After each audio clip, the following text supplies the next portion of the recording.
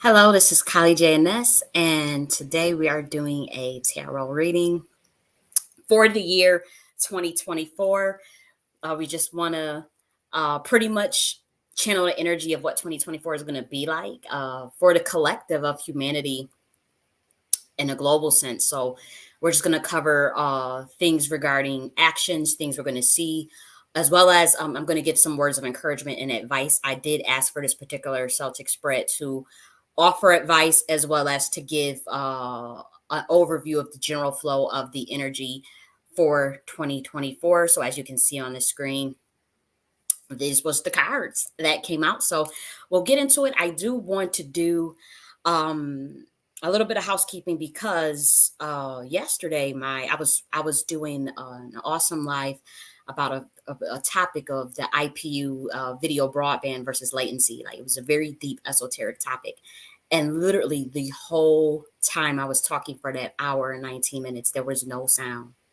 And it was unmuted, as you can see. It was unmuted. Like this is how it looks like when you unmute it, you can see the that the sound is there. And so yesterday it wasn't muted, like as far as like that little sound that you see. And so I saw I forgot. It was Ty. He said there's no sound, and I started freaking out. I did have a copy of the audio though, because that's been happening so much with a lot of my stuff. So I was able to do old school, or audio backup, and so I put that in the video section. So if you guys do take a look at the of the video broadband video live, you have to sync it up with the audio from the video. And I don't know why that happened. It was really odd, but that's what happened. So what I want to do is make sure that it's playing, at least I can hear some of the feedback on YouTube to make sure that the sound is there. Okay, so the sound is there, so we're good on that. And so we'll start with the reading. I just want to turn my heat down. It's getting a little too hot in the living room. So I'm gonna turn the heat down just a little. Okay, and we'll start Happy New Year. Um, I wonder, if people still do the New Year resolution? Is it the New Year resolution stuff? I wonder if people still do that. I haven't done that in years.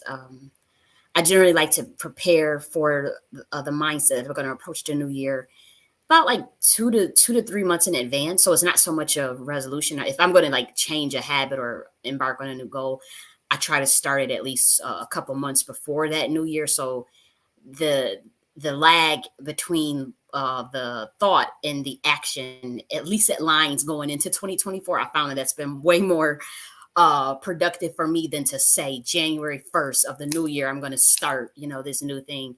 It doesn't quite work that way for me. So I found that if I start on the journey 2 to 3 months, maybe even 4 months in advance, as far as something I want to do in 2024 for the next year, the lag, as far as the latency between the prime conscious mind and the conscious mind, it follows through much more faster in terms of being able to hold on to those resolutions for the new year. And so as you can see, we start off with I'm just going to go straight into it, of the overarching energy. For one, you see we have a major arcana card, which is the tower. And that card is a card of revelation, sudden upheaval, change that leads to growth. But it's also kind of like an epiphany. It's like this, but it's in a shocking sense. And so for me, what I see for humanity is that there's going to be a lot of exposure in 2024 regarding a lot of the things that humanity was blinded to. And they're going to have to make a decision. They're going to have to make a decision. And but the information that they're going to find out, no lie, is going to initially cause like a stalemate, kind of like a stuck feeling for a lot of humanity. Now, this could be something regarding uh, in a global sense, where we find out that the institutions and the infrastructures that we once held dear, or that we thought kind of mattered, and we realize that there's been a lot of deception. They don't matter, and your whole way of life is just kind of uh, turn for a loop. And while this will ultimately be better for humanity, and while humanity will have to, at that point, actually learn new skills, learn things anew, they would have to actually do the inner work to build out the societies they want to build out. However, it's not going to be the easiest thing. They're also going to have to make a decision of whether they're going to, as you can see with the Two of Pentacles, and there underneath there's the Nine of Pentacles. They're going to have to make a decision straight up whether they're going to go along to get along, or they're going to, go into their own independence. They're going to invest in themselves and go into a more independent state. Or are they going to go into that 15-minute city? Or are they going to go where they're going to be in a lockdown, a cop city, be affected by the cybersecurity attacks and be affected by cyber wars and silent wars regarding food access and uh, literal world conflicts regarding even how they're going to do with some of the orchestration around the shipping of the food. There's still going to be more shit with the shipping trucks. I see the shipping, not shipping trucks, as well as the actual ships. I see that as well. That for the importation of product, I see some backups with that coming in a major way. That kind of it's done to put fear in you. It's really nothing you have to worry about. However, this is the last hurrah for the inorganic beings that have the interdimensional lower level entities that have been ruling this planet. So for this sort of 3D fear-based consciousness is just going out of style. And I hate that 3D gets a bad rap because it's not necessarily the worst thing.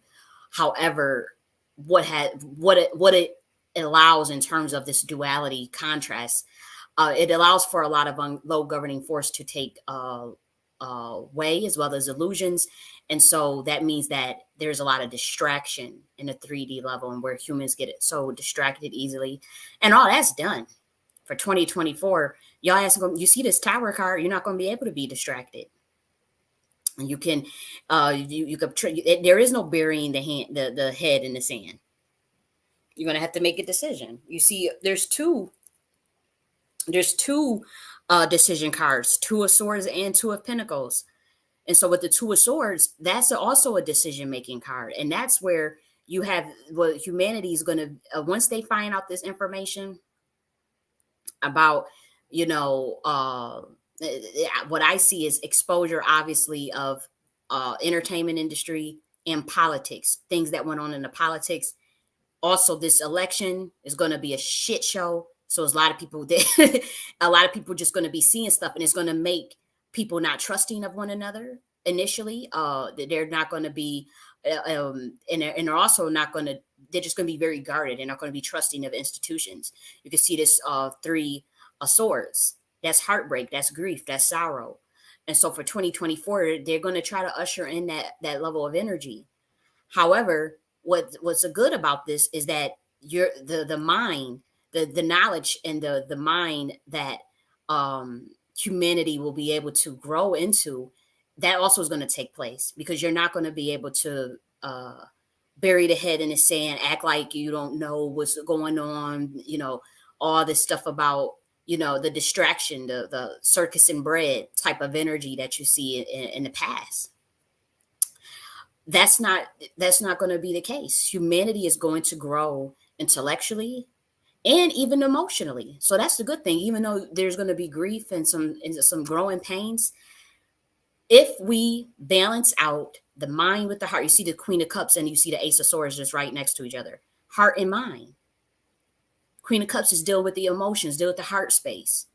And it values heart over the mind. Ace of Swords is mind, sharpness, sharp thoughts, sharp thinking, sharp communication. And so together, humanity is going to be able to ascend this grief stage and move and make a decision if they balance that heart and mind and keep that humanity first at all times and work to develop those skills, particularly social skills, working together. And so that's another thing that's going to be taking place. And the thing is, from also what I see with this Ace of Swords, there's going to be people that take a stand. You're going to see people take a stand against what we perceive to be a tyranny, like with what they try to do with this social credit score thing. They're not gonna promote it as social credit score. They're gonna promote it as a digital ID. They're gonna promote things like the digital ID, things with that is perceived to invade privacy, and they actually are correct in that assessment. Humanity is going to be correct in that assessment with with these new rollouts, with the other thing they're going to be doing with a switch in the currency, crypto digital currency on a federal level, as well as this digital ID. The federal crypto stuff, that's gonna be late in 2024. That's gonna be we'll be going into 2025. But the stuff with the digital ID, you're gonna see some talks about that more and more. They're not gonna again, they want trying to do this stuff slowly. But also it's slow, but also it's not so much slow. It's clandestine. That's the word that I want to use. They want to do this stuff clandestine, but get it done where it's kind of underneath your nose, or where the language you don't truly understand the language of some of the things they want to try to roll out for you. And so humanity is going to, for one, they're not going to trust it, because they're going to see politics for what it is. They're going to see the education system for what it is. And they're going to realize that they're in a panopticon prison, and it's going to hurt a lot of people. It's going to hurt us. But for us, that always been on the fringe, that's always been in the know, that's always been aware, that shit ain't going to do nothing to us, because we're actually going to be vindicated in 2024. A lot of us that got called crazy and, oh my gosh, well, you guys are just thinking too much, and you just need to take the jab and shut up and comply and all of us that was looked at as the nuisance. People going to be looking to us for advice. People are going to be looking to us for knowledge, for regardless of your status in life. Like, for those of us that were trying to warn people, that sounded like the doomsday preppers, that was trying to warn one another about like seeds and soil and water, how to clean our own water, how to gather our own water. We were collecting freeze dried foods and tarp and fire and flint and all types of shit, trying to prepare.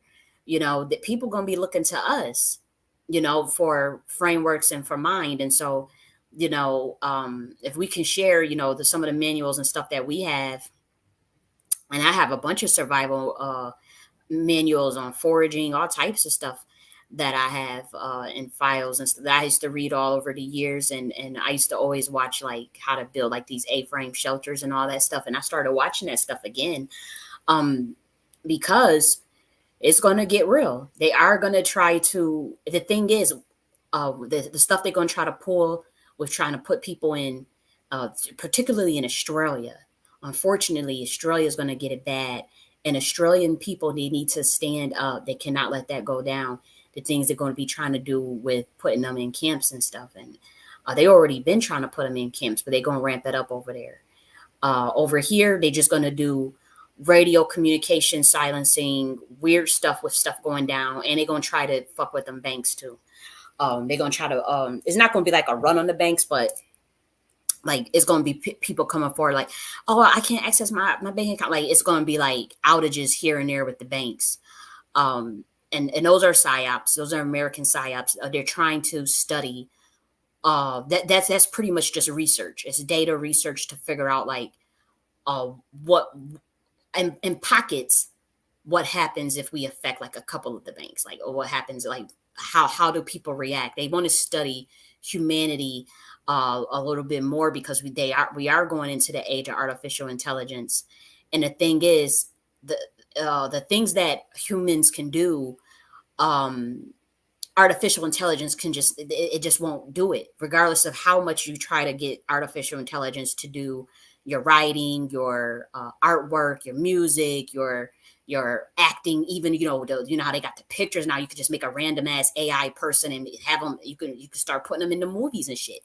It's not the same for the interdimensional beings that's still trying to hold on with kung fu death grip. It's not the same. And for them, the feeling is not, I'm talking about those who are ruling over humanity. That feeling is not the same to them. Even it, obviously, it's not the same for even the humans that interact with AI, but for them, as far as the energy harvesting that they have been doing, and realizing that whether they're going to take us out in systematic ways as far as humans, lock us down or lock us out of their system. For those, they're trying to contend with how to do that, and they don't have that algorithm perfected in terms of their full transition to this AI metaverse world. They have not figured that out yet. And so they don't know how to transition, even if you do, uh even if there is no need for humanity, they cannot successfully transition to just the AI world or even a cyborg energy. Like even trying to merge human with technology in a cyborg sense.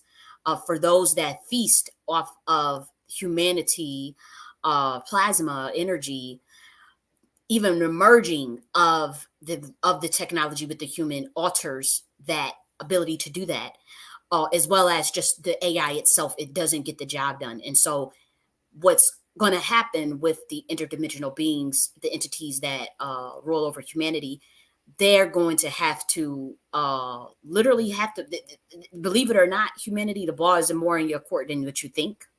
If you comply and go along and get bullied into going along with wickedness, or not, I won't say wickedness, but going along with stuff that's not in your best interest, then you're selling yourself short. Because with this inability to harness and master AI and master the transhumanism agenda that they were trying to do, humans can come to the table and be like, you know, we check out the system, or the system becomes fair, and you do things that are actually in our best interest, regarding shortening the 40-hour work week and making education accessible and affordable, uh, uh, making things fair in terms of American ability, or people's ability to get meaning, to drive meaningful, to find meaningful work that is impactful for their lives, that is also fair wages, those type of things is what humanity. That's why you see all these strikes. There's going to be more strikes in 2024.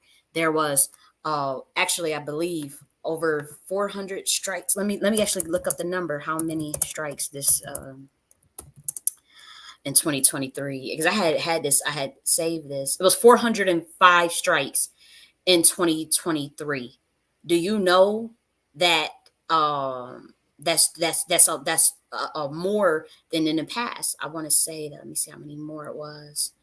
Let me see how many more. Yep. So it was 405 strikes for the workers in 2023, as of December 20th. Okay, and that's according to the Cornell University's Labor Action Tracker. And there's going to be much more. And I think that was just in America. Let me see. Is that just in the United States? Have occurred? Yep.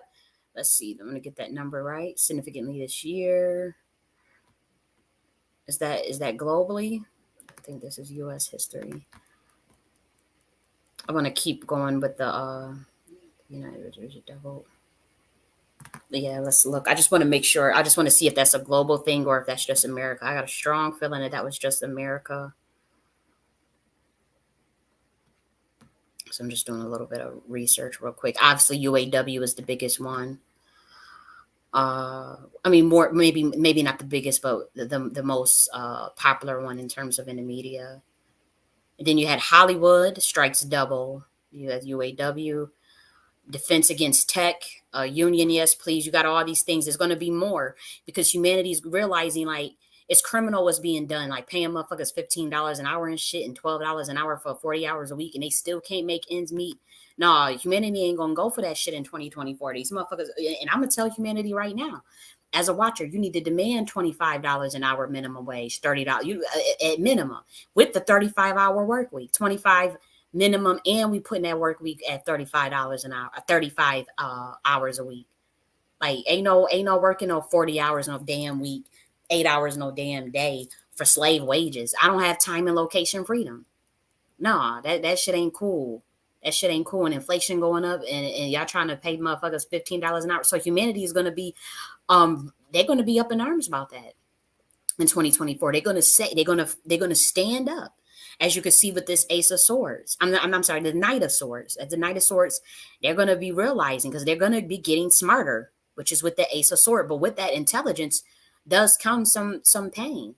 You know, like James Baldwin said, to be conscious is to be in a constant state of rage. And so you're going to see that. But the thing is, there's some hope with that. The encouragement that will help us deal with some of the revelations that we're going to be dealing with in 2024 is to keep hope alive, is to keep that heart space, and to work towards mastery of the self and mastery of the mind and emotions, as well as to gain new skills that actually help us rebuild, not even so much rebuild, but um, revitalize our communities, the areas in which we live, where it's more holistic for ourselves, because you're going to have to make a decision. Either you're going to go more independent, more holistic in terms of, making sure that your food is healthier, that you get your food from more holistic space, or you're going to be eating GMO foods and lab grown meat and worms and bugs and stuff. They're going to be doing you're going to see more bugs in the market. Bug based food, bug based food for protein, bug based food for energy drinks, plant protein drinks, a bug based dessert and stuff. They're going to be getting into that in 20. That's going to be a little farther along. I do have to say, I see that. uh I see a lot of testing for that in 2024, but as far as that hitting the market, it's being developed. But as far as it getting more popular for those that stay in the 3D realm, so there's Two of Swords and there's Two of Pentacles. That's your decision making. That's what choices are you going to make. Are you going to allow yourself to feel stuck and in darkness? You're going to come up with a stalemate, put self-imposed limitations on yourself. You see this lady in the Two of Swords. You see, all she got to do is just put the swords down, take the swords down, and take the fucking blindfolds off her fucking eyes. That's all she got to do, and make a decision and move and get off the fucking bench. That's what that Two of Swords is saying. So that's what you have to do as humanity. If you're gonna keep the motherfucking blindfolds on, keep these swords up, guard up, or you're going to go towards that Nine of Pentacles, stand up for yourself, become more independent, become more enlightened, like the Ace of Swords, stick up for yourself, speak what's on your mind, speak the truth at all times, and balance your emotions, like this King of Cups and the Queen of Cups. So that's what humanity is going to have to do in 2024. The revelation that will hit them is going to be hard. There will be proof that the MK Ultra program has never ended. uh People that got looked at as crazy, like Max Pierce and was it Matt? Let me just make sure his name is right. Black Goo. All of these things are also going to be more in the public sphere. The death of Max Pierce is going to become more popular. They're going to be researching that when he talks about how the astral realm, what happened to him, as far as the program that he was put in, of some military program. People are going to be coming forward. People are going to be coming forward. The story of Jonathan Odie is going to be more popular. People are going to know what the hell happened, because they're going to realize that their stuff is going to start going to glitch. Their programming is going to glitch, and so you're going to see. While that can be very enlightening and enriching for those of us who already saw it and been through it, as far as like, damn, other people is going to wake up. Unfortunately, a lot of people going to be getting locked up in them crazy homes, because the spell is breaking. The spell that was on humanity is going to be breaking. And so a lot of people going to realize that it was people that put them in some real crazy situations, as far as some of the things our ancestors had done. And this is going to happen on an individual level, regardless of race and gender. And so there's going to be people that start kind of freaking out, like the people like a mental, like a psychosis. But it's not psychosis. It's just literally their collective unconscious mind floodgating their conscious too fast. And also interdimensionality, interdimensional travel within consciousness is going to be taking place with a lot of humans once this programming breaks. And so it's going to be revealed.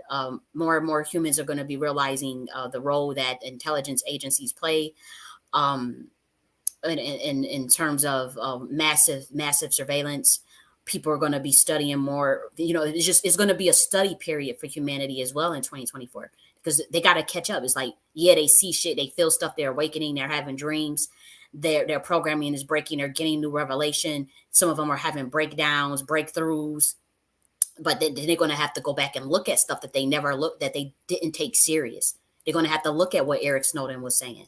They're going to have to look at what Julian Assange was saying.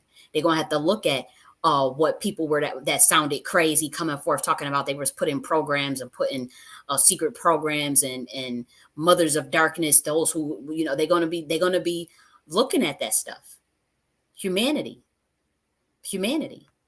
There was just, I want to show y'all something, because humans are waking up, and I just want to show y'all just real quick, and I'm going to share the link if you guys actually want to see what was removed off of Twitter. But homeboy, you guys probably he's pretty popular, but he's right here. Thank God. I was like, I'm gonna have to go search for him on Twitter. He popped up right immediately, so I know this is something I'm supposed to share. Let's see. Let me see if I can find that tweet. Let's see. I know he because they took it down, and it's interesting that it's just interesting, the tweet that they took down. But it's still up. Oh, here we go. I'll share it right here. So we'll get back to the reading, but I just want to show you an example of what I'm talking about. Believe it or you hear it. He says, "Believe it or not, I really was told not to share this. Media not displayed."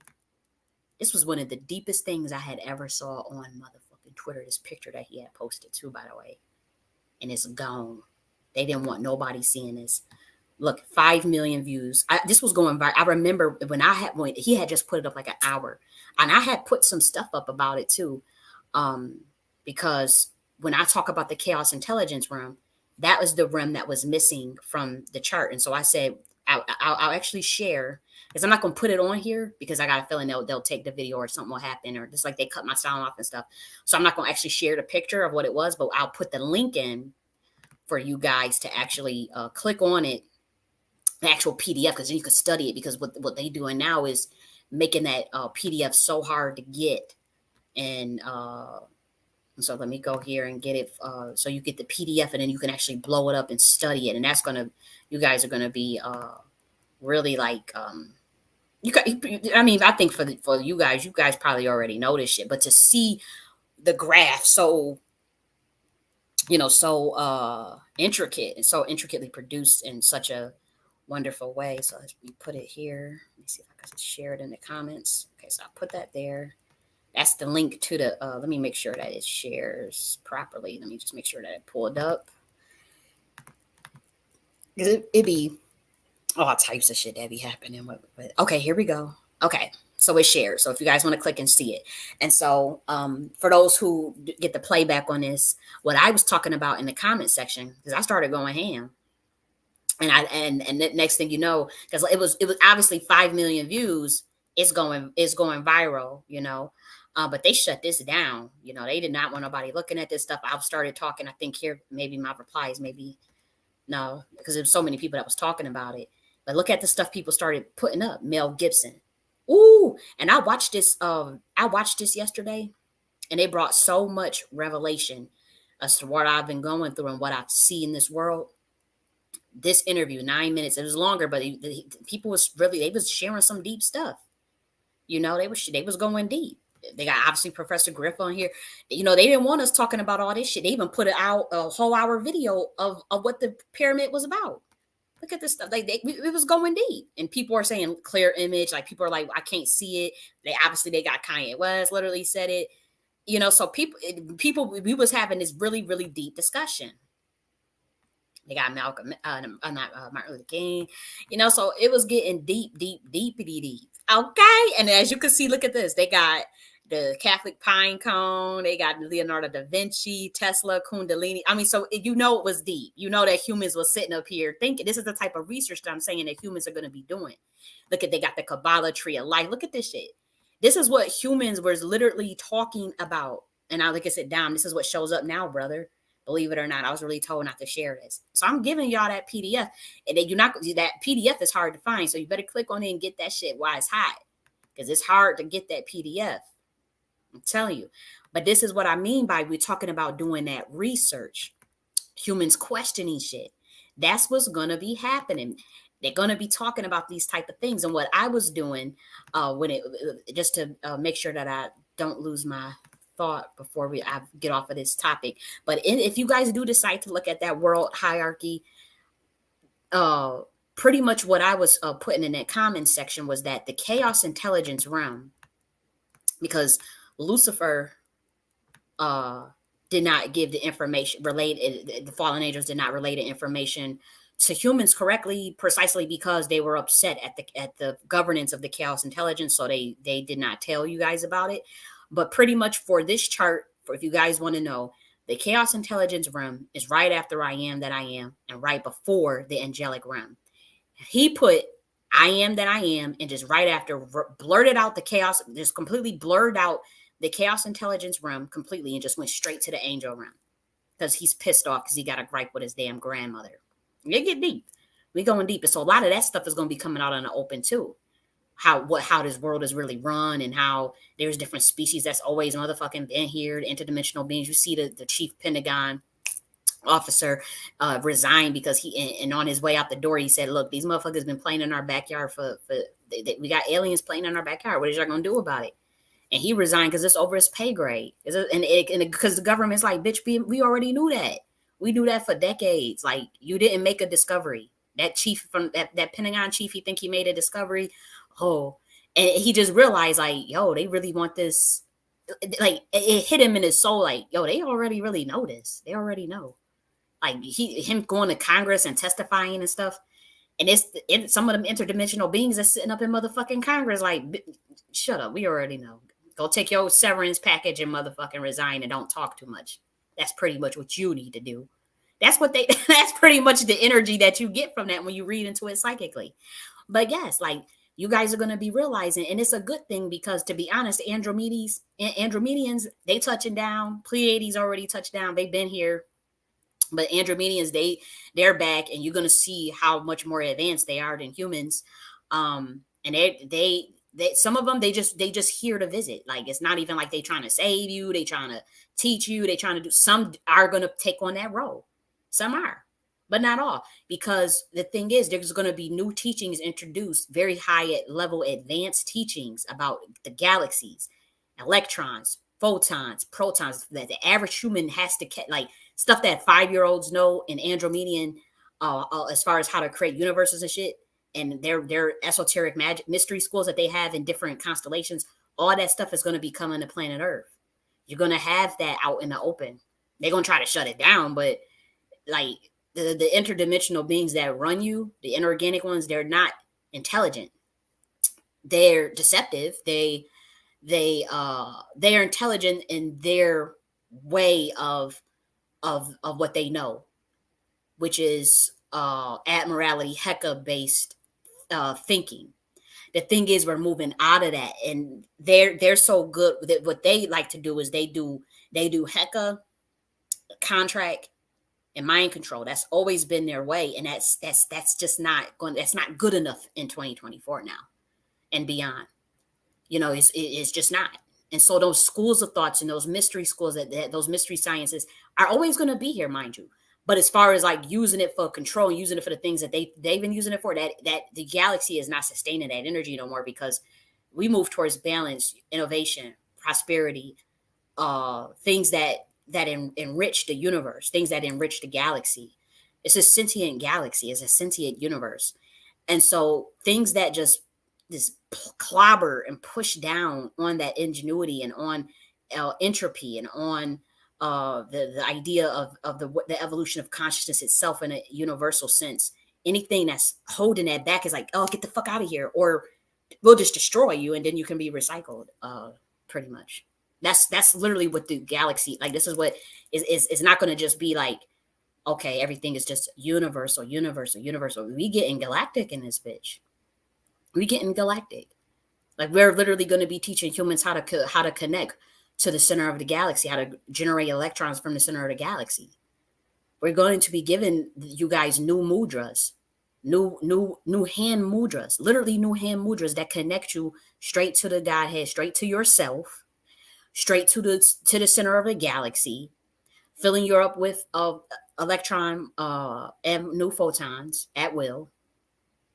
And we will compartmentalize a lot of that information. But for the average human, in terms of just uh, understanding certain things that we're going to be giving out, you're just going to be able to do it. Now, for those that want to know the deeper meanings or to reduce latency and that connection and understand so it's going to be compartmentalized. The particular mudras that we're going to be teaching, in particular, new version of the, you know how they talk about the lesser banishing ritual to banish that. Come on, like that's a 2,000-year-old ritual. Why would you think that you can do a 2,000-year-old ritual for forever as a human, for humanity? You're going to have new stuff evolve. You're going to have to find out new ways, new things. That's how evolution works. New ways of doing things, new types of energy. And so the new ritual that we're going to be teaching is similar to the banishing. It's not similar at all. It's totally different body movements, totally different mudras. Everything is just completely different because we're moving galactically. And I have been given this information. I've been taught how to do it, and I do it every morning. I do it every morning. Get a bunch of electrons. Uh, Connect myself from the material to the spiritual. Connect myself with the God within. Connect myself to the love energy. Raise my frequency. Give lots of energy. Good for the day. And we're going to be teaching that to humans. This was divine to me, and I was told, okay, you're given clearance to give out these mudras and to give out this new uh wave. Now the thing is, uh the first the one that's going to be accessible to all humans, that one is just, you're not working with any entities, you're not working with anything outside of just love and enlightenment and protection. That's the one you're getting. For those that want the deeper essence to reduce that latency and they don't mind working with entities and they're going to do the research, they're going to be taught a deeper version of that same ritual. It's going to be taught, but they're going to have knowledge of, they're going to be they're going to be conscious they're working with the entities. Now, for those that say, well, I don't want to work with the entities, are the entities still in the ritual? No, they're the basic human one, the basic one that all the humans are going to be learning. No, it's not. The entities are not in that one. That one is just literally love energy, protection energy, and replenishing of the energy, protection of the aura, and that's what all humans are going to get freely. The deeper one is the one that reduces latency between the prime conscious and the conscious mind, as well as hooks them up to the galaxy quicker. That one is for those that want to do the research on those entities themselves. The entities are not evil. They're not like none of that shit. Like, no, they're not demons or nothing like that. It's just for those that want to go to the next level. And so it's compartmentalized in that way. And if you just want the simple one, just teach me about the how to harness the love energy all around. That's the one that all humans are going to get. That don't mean that they're going to follow it, but it'll be there. And what's going to happen is like with all mystery schools and mystery sciences that we come from, whether it came from Andromeda, Pleiades, Sirius, the Atlantean dimension, what happens on this planet is that the secret societies try to hurry up and take that information and bury it, use it for themselves, and then have the rest of you guys, just the rest of humanity, as fucking idiots. And so they keep their power to themselves. And that's really what they try to do with my entire body of work, including the Nakti philosophy, a lot of the things I've been saying about the Nakti Queen mothership, the things about the chaos intelligence realm, all this stuff that they're trying to, they know that what I'm saying, that I know some stuff, and that there are interdimensional beings that do traverse this planet. So they do know that. However, it's like, okay, we can't, the average human should not be allowed to get that information. And this information is coming from the primordial mother herself. And so it's absolutely supposed to get out to humanity. Now, that don't mean if humanity wanted to still be cyborgs, be in the low vibration, that's on them. But at least the information was out there. And for those that wanted to come here to teach, they did what they did what they wanted to do. They don't have to do it. Like, I don't have to teach. I don't have to do anything I don't want to do. I do it because I enjoy it. I do it because it's a part of my incentive package from God, as well as, like, it's something I literally get off on. I get off on teaching. I get off on spirituality. I get off on that stuff. I would do this shit for free. I am doing this for free. I don't get much money from doing the work that I do as far as writing books and teaching freely for hours on end on YouTube. My YouTube channel is not monetized. So I enjoy this. I really enjoy putting information out for people to enrich themselves with, or even to better their lives if they want to. That's just what I like to do. And so if you do look at that world hierarchy document, just know that the chaos intelligence realm is right after I am that I am. When I talk about the governance level, when I talk about the order of Kali, the order of Tahuti, the dragon riders, when I talk about the Council of 99, the subcommittee, as well as the chief architect and the great mother, that's all right after I am that I am. Literally, and then you go to the angel level. And remember, I told you guys, angels are like babies. Those ages 5 to 10 in our dimension, and they are not offended by me saying that, because that's nothing wrong with that. Angels are very advanced, but they just looked at as ages 5 to 10 in the chaos intelligence realm, because they've always been looked at as babies and children some have free will, some are very advanced adjutants. Obviously, you have Archangel Michael. That's a whole adjutant. You got Metatron, so and Metatron was Enoch originally. Or was it? Yeah, I believe it was Enoch or Elijah, one of them. But anyways, so it's not a dig at angels at all. It's not. The thing is, like I said, when the fallen angels came down here with Lucifer and his ilk, they did not. They were upset at the governance level of the chaos intelligence, particularly the great mother, which is his grandmother, who did not give the promotion, as well as the chief architect at that time, which is a military adjutant, but also a goddess, as well as the orders. You have to get recommendations from all of them to get promoted. He did not get that.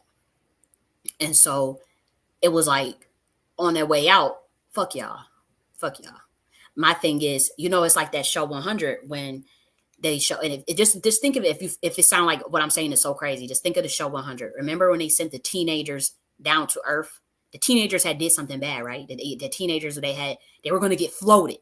If you guys watch the show 100, and so instead of floating them, they sent their ass down to planet Earth with no adults, with literally no adults. That show was trying to tell you about my realm, the chaos intelligence.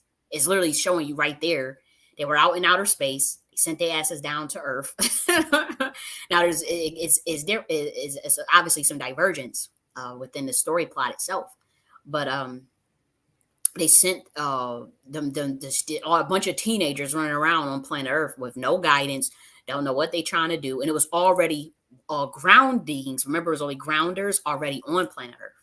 In the show 100, there was already humans, grounders already there on planet Earth that already knew how to live off the Earth. That were already evolving and rebuilding Earth. And then the Skywalkers, people from the sky, the teenagers came down to the 100. Came down to the planet Earth, the 100. And so that's pretty much an analogy of what I'm trying to say. Like, if you guys are like, huh, that doesn't make any sense. You guys know some basic idea of the story. I'm just giving the context. And I wrote a whole book on it. I actually just released the book today. It's published today. And so we'll talk about that later, because I want to get back to the reading. But just remember, if you look at that world hierarchy chart, the chaos intelligence realm is right before that angelic realm. Then you get into, obviously, the extra dimensional realm with the you guys already know. But ask yourself why they want to hide this chart from you so bad. Read it, get that PDF, save it, do whatever you want to do. Why did they hide it from off of Dom's page, Dom Lecrae's page? That's something you should do. And again, this is the type of research, when I say that humans getting more intelligent in 2024, this is what I mean by that. They're going to be getting more and more intelligent, questioning more things, but it's going to cause more pain, unfortunately. So I'm going to do a little bit of clarifying cards for this, because I want to I'm going to do some more clarifying and probably just pull like a couple more cards just to see if there's anything else for 2024 that I can pick up from here. Because obviously it's a whole year, right? And so many things are going to transpire. Obviously, the bug thing. Um, there's going to be some lawsuits about the that this lab grown meat shit. People gonna fight against that. They're not just gonna take that shit on the stores and all that. They are not going to go for that. They're not. It's going to be a lot of lawsuits regarding uh the putting the giving these they're trying to, how do I say this, because you have to be careful on YouTube, right? But like how they want to give the jab uh through the, like in the plants and stuff, but the plants where you don't have to actually physically take it, and how they want to put it in the chicken and the beef and all that stuff. Like it's people going to fight back against that, their food supplies, and they're also going to, obviously that's going to be good for the local farmers. Anybody that got local farming and farmers market that's are authentic, that's holistic, that's free range. All those things are going to become more popular. You're going to see more restaurants, just that's kind of like the junk stuff, like the fast food stuff. They're going to be supplying that market for those, for humanity to kind of go more into the holistic way, believe it or not. And that's only because, again, we're at a it's going to be a stalemate. It's going to be a standoff because the interdimensional beings or inorganic ones realize like they they can't harness the energy from the AI and cyborgs like the way they want to. They've been using humanity as a fucking battery. They realize the time is up. And so it's like, well, how do we work with humanity to make sure that they don't just act, just completely rebel and just be full blown out war? Because sometimes if you show your hand to humanity, you hurt them too bad, you'll never bring them back in the fold. Like if they just start offing their citizens because they won't comply or because they're protesting, like how they do in France, like you know how certain governments do, like they did in Nigeria to them protesters out there, how they just blew their heads off and shot them all up or whatever. Like even if you put that kind of fear in humanity, you'll never ever have their respect. You'll never you'll that kind of resentment is not good for government and governance. They know that at the top. And so they're trying to figure out a way with, okay, like all these strikes that's happening. What do they want? We're going to have to give them more money. We're going to have to give them more time with their family. We're going to have to give them more freedoms. We're going to have to back up off of all this control shit, or else they out, they're going to go right out of 3D matrix. All of them going to transcend. Either we're going to kill all the ones that don't comply, lock them all up or whatever. You have the ones that do comply, but then they so scared, they never trust you, they never respect you, and they resentful as fuck. And it's so low, so much low governing force that it won't work. Anyways, that actually will not work. Um, and then even if they were to be successful with that transhumanism thing, they can't feed properly. They can't feed properly because it's not the human soul. It's not the human heart.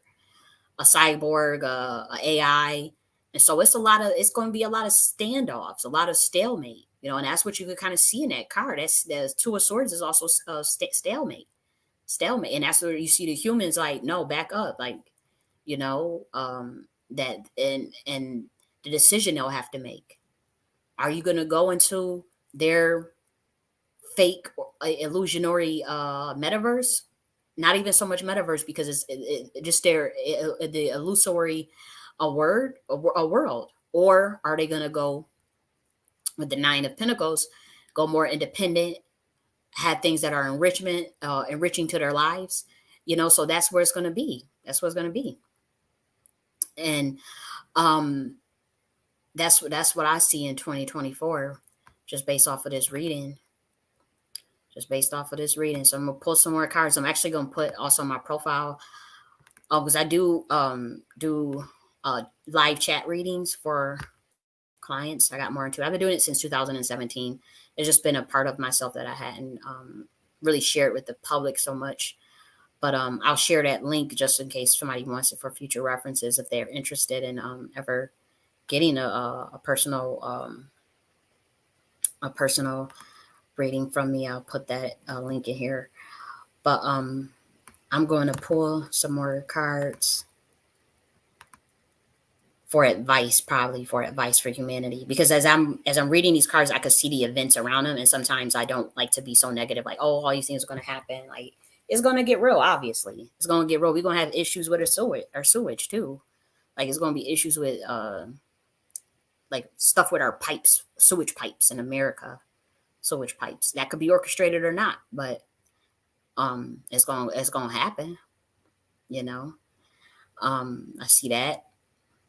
So I don't like to always focus on the doom and gloom. I like to see some solutions. Like, okay, well, what kind of advice, words of encouragement can we give humanity as well when all this stuff is going on like that? So I'll put the link to where I do my readings in my profile. You guys can look at my reviews as well on there. So let's pull some more cards. Let's do advice for humanity for 2024.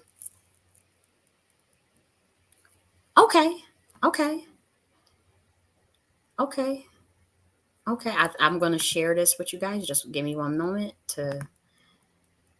I like to make the screen a little smaller so you guys can see the whole spread. Just one moment. Wow. Wow, it's kind of the same energy, but it's a little better for this one.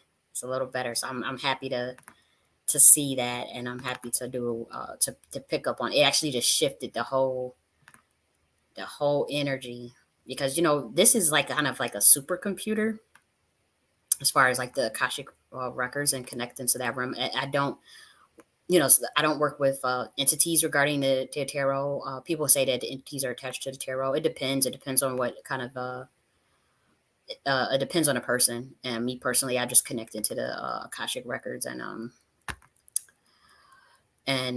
God. To be honest, I don't. That's the long and short of it for me. Okay, so let me see. Let me add that here, then I'll share it. And we'll go down. So, okay. Let's see. Does it?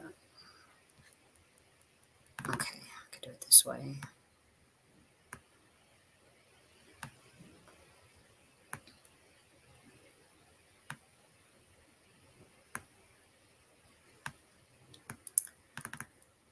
Okay, so much better. I have to say, much better. Okay, so let's see. Okay, can you guys see it? Okay, so this one, as far in terms of advice for humanity, this be the temperance, patience, balancing out those energies, and also transmutation from the things that we are going to see, and the disappointments and the grief, transmutation of that energy.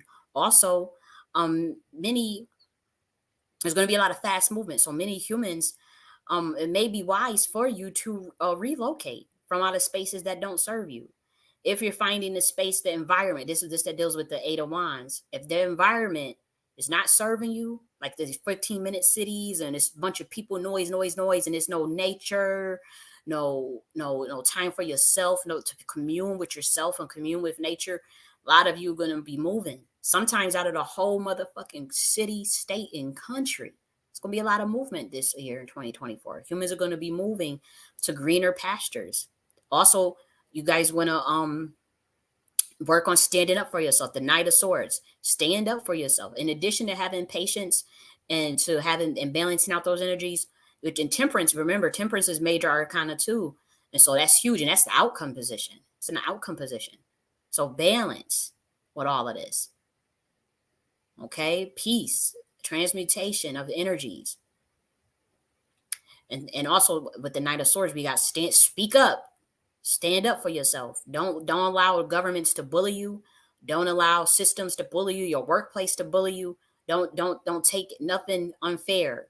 Don't take nothing unfair. Stand up for yourself. Move around as well. If you got a location to something more peaceful and the more pastures where it's more fair for you, do that. Also, we see this three of swords again, communication card, but also for heartbreak. The swords deals with the mental space and communication. What's going to deal with that? Justice. What's going to help overcome this three of swords energy? Justice. You see that justice card right underneath it. That's the legal matters. And again, it's going to be a lot of motherfucking lawsuits from corporations, a lot of strikes.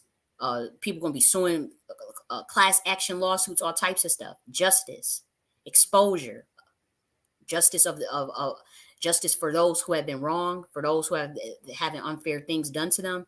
All of that is going to be key in 2024. Justice is advice as well. So if you see something, say something. Another thing is learn mastery of the self, mastery of new skills, mastery and commitment to yourself, commitment to developing your mind. That's what the Eight of Pentacles, you see, that's commitment, hard work, working. And sometimes in such a way where you kind of, you focusing on yourself so much, because this is another card where you focus on your motherfucking self. It's another piece of advice. You kind of forget everything around you. That's what the Eight of Pentacles is showing you. You kind of forget family, friends, because you focused on yourself, building for yourself, investing in yourself. You committed to working on yourself. That's another thing for 2024. That's a piece of advice for humanity, is to focus on yourself and harness your craft. We got another Ace of Swords still. We got another Ace of Swords. That's the mind. That's still the mental plane. And we got the Chariot. The Chariot is a very deep card. Honestly, when I see Chariot, for every time I ever put Chariots, it always literally meant a freaking car and driving. It always meant that. So in this sense, I'm not getting that necessarily. I do get things with the transportation, though. I do get things with transportation and moving. Yeah, a lot of people gonna be moving out of them cities. A lot of them gonna be moving out of places that cause them heartache and pain. They're gonna be moving. They're gonna be getting out of them 15-minute cities. They're gonna be getting into nature. They're gonna demand justice. And so with this Chariot, that's also in a way balance, just like temperance. It's a different octave of temperance. Obviously, it's a lot more. It's Cancer, I believe. Yeah, Chariot is Cancer, Cancer sign. And so I would say, from what I'm getting, is also but the thing that hits me is divine feminine, divine masculine, balance between male and female and duality, balance between the male and the females. That's what I get from this Chariot card as well. You see the lingam in the middle, the Shiva linga symbol. To me, that also speaks to, as far as advice, balance between the divine feminine and divine masculine. Yes, we are in the age of divine feminine, but we can't have this sort of toxicity going on. Being consumed with control and power as women, or being consumed with dominance. That's not what leadership is about. Leadership is never about control and dominance. Leadership is about your ability to solve problems, your ability to facilitate and to delegate properly and in a fair manner. And so as we going into this age of divine feminine, we have to balance that out as well. Another thing that I see is also with the retirement program that's coming out, humans are going to appreciate that, but they need to demand more. As far as, like, they have this thing where you could pay your student loans now, and those student loans are going to be able to count as adding to your retirement contribution, and your employer is still going to match it as if you were actually putting it into your retirement. That just came out this week. I had demanded that this government, about last month, I demanded that they come out with a retire, and I have the timestamp to prove it, the Head Start retirement program for the American people. And just last week they announced this. My thing is, it's not good enough. It's a start, but we need an actual pilot program, UBI, for 1 to 2 years, a pilot program to test out. Particular, and they changed the contributions this year as well. They changed the contributions for Roth IRA, as far as removing some limitations around Roth IRA retirement. Right when I demanded what they needed to do. But and I know I sound like, okay, that just sounds crazy, but we're talking about, like, the idea of pushing stuff through quantum entanglement. Like that's what I mean. Like I put it out there in a video, and I wrote them saying like this is what needs to happen for the American people, and I published this out in public, like on my Twitter page and stuff. And then they started coming out with this retirement just last for the last month. They come out with the Roth IRA contribution change for retirement, and the ability for the student loan to be counted towards contribution for retirement. Yeah, that's a start. That's a start. But we need a pilot program, UBI, for 2 years that can be used for closing costs on a house and retirement, or even down payment on student loan. Yeah, some pay down student loan. But initially, it's for retirement. Initially, it's for to catch Americans up with retirement, just like how you used to do with the New Deal program, when they had the GI Bill and when they had Levittown housing and all that stuff. We need those programs. Not those particular programs, but we need new innovative programs that help Americans in the times that we are in, coming out of this pandemic, dealing with this inflation, dealing with the threat of AI. What the fuck? And so humans, they had to stick up for themselves. When we see this Ten of Pentacles, we need stability. And that doesn't mean that the government is going to get that to us, but we're going to be providing that stability for ourselves as well, and working together to get it done. Working together to get that stuff done, to make sure that that our livelihoods are enriched. And that's what that Ten of Pentacles come in, where we're setting up for the future. So that's another piece of advice for humanity, to prepare. Start to prepare for the future. In terms of obviously saving, that doesn't have to be in a monetary sense, but that can be the collecting of things for the household that you know that you would need just in case something shut down. That could be solar generators, the compost toilets, all types of stuff. If they cut that water off in that sewer and stuff, you got to know how to bounce back from all of that. You know, getting a couple of freeze dried food. You know, they got all types of stuff. They even got freeze dried butter. Can you believe it? I got some in storage. They got freeze dried, and I just was playing because I was just like, man, what if I ain't gonna want to just have, because they give you some meals like free dried peas, free dried broccoli. So I was buying like all these vegetables, and I was thinking like, I want some butter with that shit. Like I ain't going to just. So I bought the freeze dried butter, the freeze dried. I still eat meat, so I bought some freeze dried meat, but and put it all in storage. But they got all these things. They have, and so preparing for that as well is what I see for humanity. That would be a wise thing to do for humanity. But also, once again, believing in yourself, believing in putting yourself first at this time is what I get from this energy. But mainly from what I get really really strongly is balance is key. Patience, zen, relax, don't panic. Don't panic. Say what you got to say. Stand on the truth. Use your words, but don't go into a mayhem. They shut off the internet. Don't go out there screaming, acting a fool. Don't let society break it down. Don't go into a 3D consciousness. Go into the mind and heart space. Captivate the not captivate. Activate the mind space. Okay, and move forward. That's what the Eight of Wands is saying. You see how this Two of Swords is stalemate. Advice would be move forward, move forward. Like don't allow yourself to feel stuck as humanity for 2024. For 2024, yep. And there's going to be some bull runs on the economy, so that would be good. That I see as well. I do see that. But other than that, that's what I see for 2024. It's a good thing. I wanted to talk about some other stuff for that as well. Another thing that's going to be happening is humans are going to be learning the first set of rules for creating an IPU. Actually, already gave that out. It's just heavily shadow banned, but pretty much is remove low governing force from your resonance and connect your resonance to your electromagnetism. After you state those words, you say, I'll connect my electromagnetism to whatever that is. That's the creation of your IPU. You have to decide what that is, though. Notice I didn't try to tell you, you need to try to create this, you need to do this. I just gave you the literal code to the beginning of of creating your universe.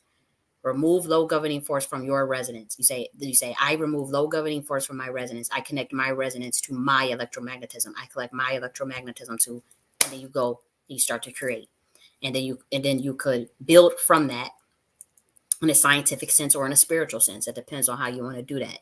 But if you state those words, just that alone, uh you're gonna whew, because you're removing low governing force. If you guys don't remember what low governing force is, low governing force is just anything that's inauspicious to your higher self and to your soul. Anything that tries to infiltrate you as a virus from the algorithm of the matrix. And so low governing force is anything that pulls the on the energy of the universe in a negative way. And so when you create an IPU, you want to remove that low governing force from your resonance. Now, remember, I just released a whole free document on what resonance is. If you guys want to remember go look that up. I'll put that in here too, so you can study what resonance is. And you're going to connect it to your resonance. Everybody has a resonance. That is it's a silos of consciousness, but it's also um, it's a frequency of where you're at. It's a frequency of your energy marker on a deep level.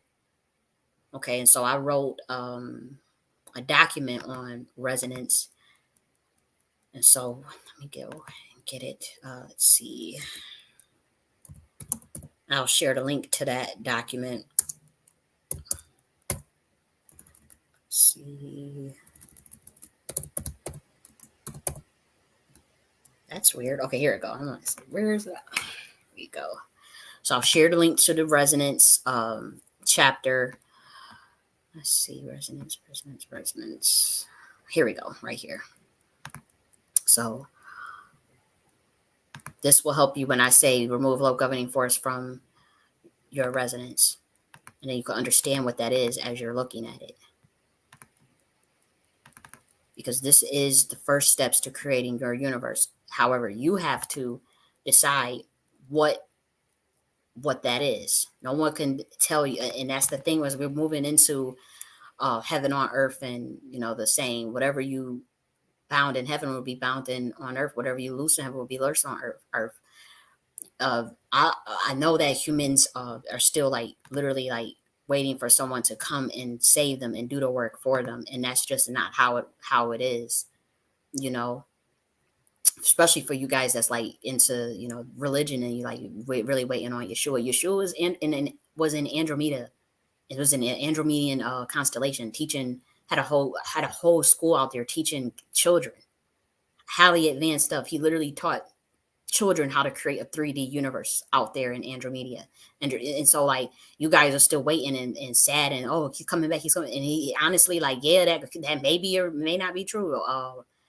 I'm not here to argue with you about that, but like he not thinking about like this like ascended masters and those from different dimensions. Like we don't think the way.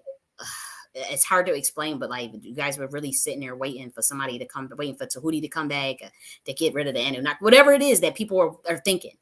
And it's like you have this power to do it on your own. You really do. You really do, especially because all of the IPUs of the school of thoughts of the intergalactic mentalism has been released on planet Earth.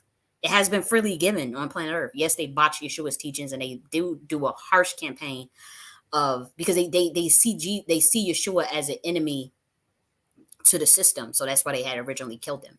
And so they did not want the stuff that he was teaching to get out. So they come up with all this other nonsense, all this stuff. And batch his teachings. And so now what they're doing is trying to like they just they conflate the ridiculousness of Christianity with Yeshua. And that is what I honestly is heartbreaking, because it's like, damn, like that part is where humans get turned off. I get turned off by religiosity too. Like, do you remember when I forgot, it was one of them Indian teachers that was like, I would be a Christian if it wasn't for Christians. Like a lot of the things they do, you be looking like, no, that's too low vibration, or your mind can't. It's just like, okay. But I say that to say, like, people are waiting for these saviors, and they're waiting for people to come and get spoon feed them, hold their hand, baby them. People are not going to do that. They're giving you information freely, very powerful information at that, at the risk of their motherfucking life, and you still want more. It's like, no, it don't work that way.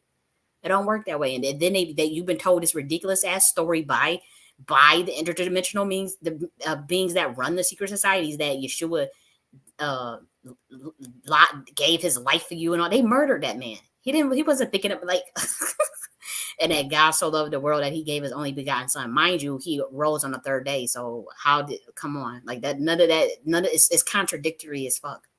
It's a running joke of satanic ritual. Literally a blood sacrifice satanic ritual, and they got you guys all feeding into that energy off of that man, because they saw him as a threat, and they saw him as an enemy to masonry and to everything, because he was that by bloodline. He was a descendant of the dragon riders. So they have to he already came down here with mad information, and he was a priest of Melchizedek, but he already, through the bloodline himself of being a chaos intelligence being, he already had all of that knowledge. So to him coming down here, he didn't understand why it was a secret. Why was these teachings being hidden from humanity? Why was intergalactic mentalism being hidden from humanity?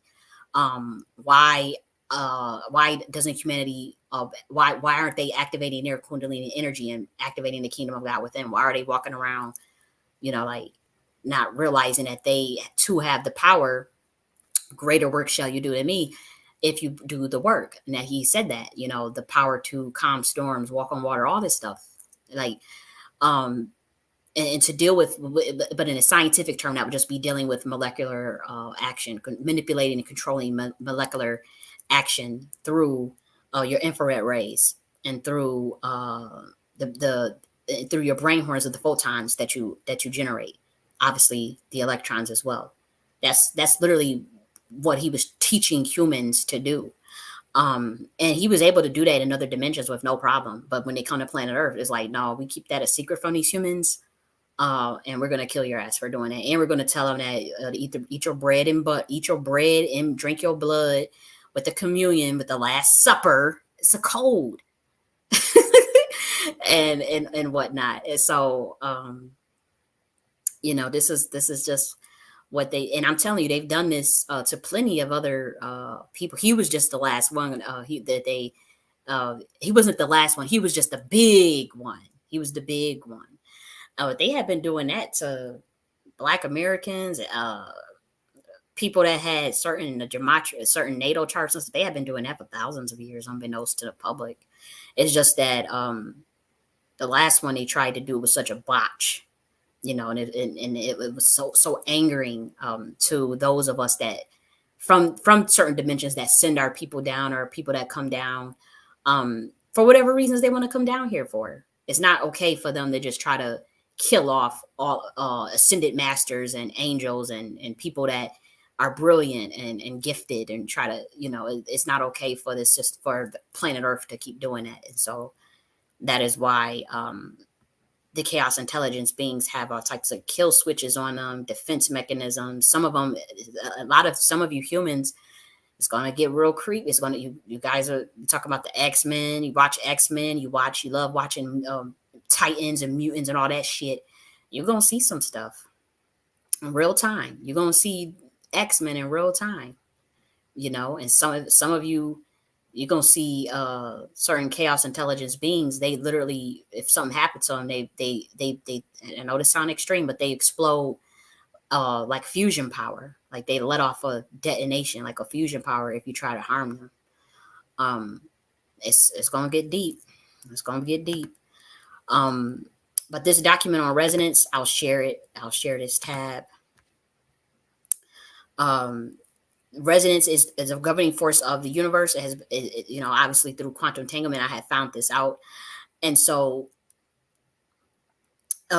resonance is the quality and the sound of being deep. It's full and reverberating. So it's a mixture of Heka, spirit, in consciousness, and it's a silos of consciousness and interdimensionality that is based on being complementary to your vibration. Okay. And resonance gives birth to electromagnetism. Then and then strong nuclear force, weak nuclear force, and gravity. It's resonance that do that. Spirit, air, Heka, resonance. So when I say you have to remove low governing force from your resonance, you got to remove it from your Heka, your spirit, okay, your consciousness. Then you're going to connect it to your electromagnetism. Everybody has electromagnetic aura field around them, around their body. You have to connect it to your electromagnetism. It's different. Electromagnetism, in terms of the manipulation of your particular marker, only you know what that is. And that's why we talk about the Nocte philosophy of making sure that you are completely aware of programming your own prime conscious mind. All of that is going to build upon your electromagnetic field. And then after you say connect my resonance to electromagnetism, that's when you go into you say and then you say I connect my electromagnetism to whatever it is that you want, whatever it is. Whatever it is, if it is low governing force itself in terms of infringing on somebody else's creation of their IPU, then those algorithms may be blocked.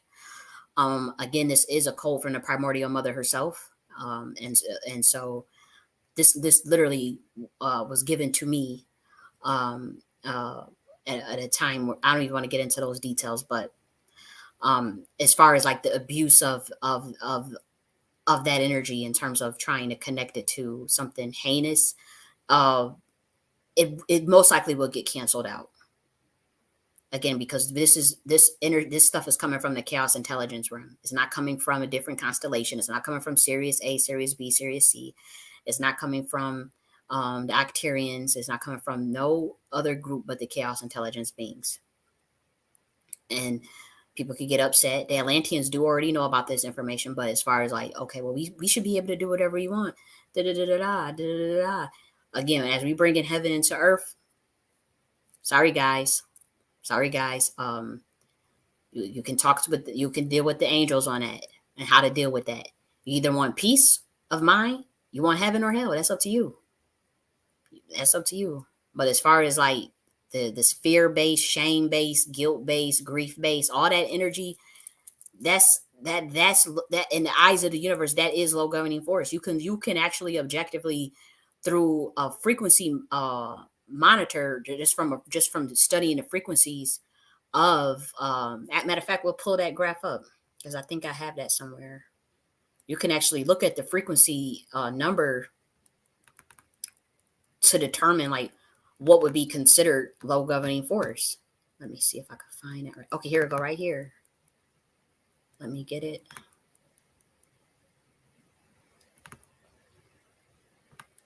Let me get this so I can show you why it would be considered low governing force. So this is an emotional vibration chart for the human that I'm about to show this. Let me move it to, I'll move it here. Okay, so I'm going to share this and then insert the picture here. Okay, here we go.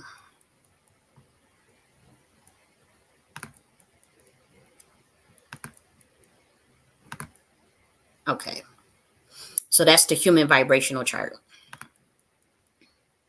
So as you can see, shame is at 20 hertz, guilt, it's a little blurry, 30 hertz, apathy, 50 hertz, grief, 75 hertz, fear, 100 hertz, desire, 125 hertz, anger, 150, pride, 175, courage, 200, neutrality, 250, willingness, 310. And that's why when we see the Knight of Swords, that's your willingness. That's going to raise your vibration for humanity. Acceptance, that's 350. Reason, that's 400. That's that Ace of Swords. Reason, an Ace of Swords that I was showing you earlier in both of the readings is an Ace of Swords. That's your reason. Love, 500, joy 540, peace 600, enlightenment 700. Okay, so if you guys wanted this Christ consciousness and wanted age of Aquarius and Chrome Mother Saturn or the return of Yeshua and all this stuff. You ask for it, you ask for enlightenment, you ask for peace, you ask for joy, you ask for love. That's at least a 500 fucking hertz. Why would you think that you can connect your electromagnetism to 100 hertz frequency and not it be canceled by the algorithm of the chaos intelligence being, because it's inherently viewed as low governing force. It's viewed as low governing force. You could see the difference objectively with your own eyes based on the frequency hertz. And so that's why it gets canceled out. That's why it gets canceled out as we moving into this age of Aquarius. So when you connect whatever you connect in your electromagnetism, if you do want to connect it to a new business or uh, self-awareness, it could be anything. It could be the emotional aspect of things. I connect my electromagnetism to peace. Boom, you had 600 hertz right there. I connect my electromagnetism to joy. Boom, right there. Or you could say I connect my electromagnetism to financial abundance, time, location, freedom. You could say whatever you want. It's just that you have to say whatever you have to decide that. I just did a video on the IPU and video broadband latency, how to use your brain horns to connect all this together. Then you have the Nakti philosophy. You guys will be able to do you guys are considerably more advanced if you study that, just that video that I did yesterday, that the government literally took the whole sound off. I was talking for a whole hour or 19 minutes and the sound wasn't working and it wasn't muted. Thank God I had a backup audio, that I had a whole nother, I was recording, I have to use multiple recorders, all types of shit that I have to use to make sure that that stuff doesn't happen, because it has happened multiple times now. So that video is out there. And you study that with the first sentences that I gave you, uh, remove low governing force from my resonance, connect my resonance to electromagnetism, connect my electromagnetism to, and you fill in the blanks. Then you're going to use the knowledge from the IPU creation system, then the Nakti philosophy, and this is what's going to advance humans considerably. Right now, we got to go through some growing pains, but that's why reason and willingness is the advice for 2024. You see willingness, Knight of Swords, Eight of Pentacles. You see reason, Ace of Swords. You see, when we talk about peace in the heart, you see the Queen of Cups, the King of Cups, and then you see temperance. And so that is the advice when we shift this frequency on this planet. In the age of Aquarius, age of Chrome Mother Saturn. And Saturn is not Satan. I'm so tired of seeing that shit. Saturn is not Satan. That was a huge miscalculation by the homunculus fucking deities that's been ruling over you. For whatever reason, they projected that shit on. Saturn is a satellite for planet Earth. It is a part of the GIA of the Chaos Intelligence Realm, which is a galactic intelligence agency. And Saturn is about karma and justice and love and balancing of debts, awareness, self-awareness, accountability. But of course, this idea of justice and balance and karma, ancestral energy, death and renewal, death and rebirth, cyclical patterns, okay, technology, as well as reason and intelligence. Okay, so Saturn deals with all of that as well. But what's happening with planet Earth is, when we get into Saturn, I'm telling you, it's galactic shit beaming this planet. It's not just one planet anymore, one solar system, or even the universe. You guys are going to be getting galactic knowledge, the human race, giving you new mudras and stuff. Okay, I've been given clearance to give the new ritual that is more powerful than the lesser banishing ritual. That shit. My thing is, I have nothing to do. I do the lesser banishing ritual. I've done it. I do it. But and it's nothing wrong with it. But I'm saying, like, well, the thing is, thinking that a 2,000, 3,000, 4,000 year old ritual, come on, and then you don't evolve it. You don't add on to anything. We don't create new things. Like, no, that's not how the galaxy works. No, you have to evolve those things. And so there ain't nothing wrong with working with you invoke, Gabriel, before me, Gabriel, behind me, Raphael to my right. Was it to the left? Uriel to my right. Miguel. Obviously, those are the entities of the lesser banishing ritual that you work with. Now, the one that we're going to be teaching with the galaxy, again, humans have a choice. Do you want the one that's just focused on love and protection and enlightenment and connected to the creator God? That's the basic one for everybody, that everybody gets to learn. For those that want to actually work with specific entities, it won't be those particular archangels. We're going a little bit deeper.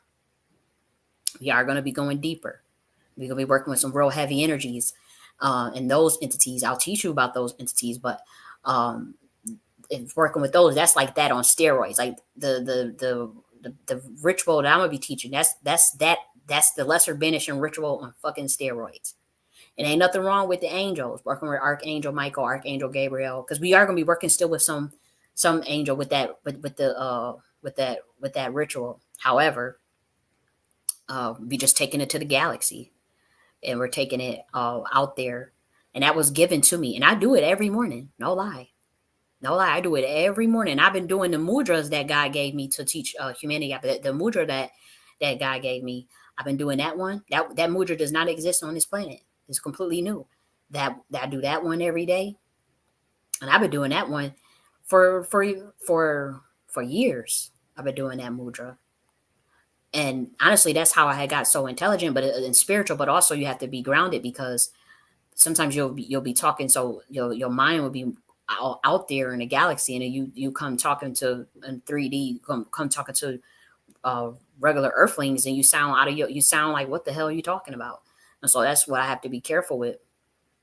But other than that, um, the mudras that I'm gonna be teaching, it is going to be very powerful for humanity because humans, they'll be able to take their own power into their hands. It's not about externalizing your power to anybody, believing in somebody else letting somebody tell you what to do. Them days are done. Unless you want to, if you want to go live in somebody IPU until you get more advanced or whatever, till you get more pride and confidence and self esteem, then I understand that. But for the most part, when we're talking about moving into the age of enlightenment, humans are empowering themselves. They're using common sense and wisdom and reason to better their societies, to better themselves. They're going into governance instead of government.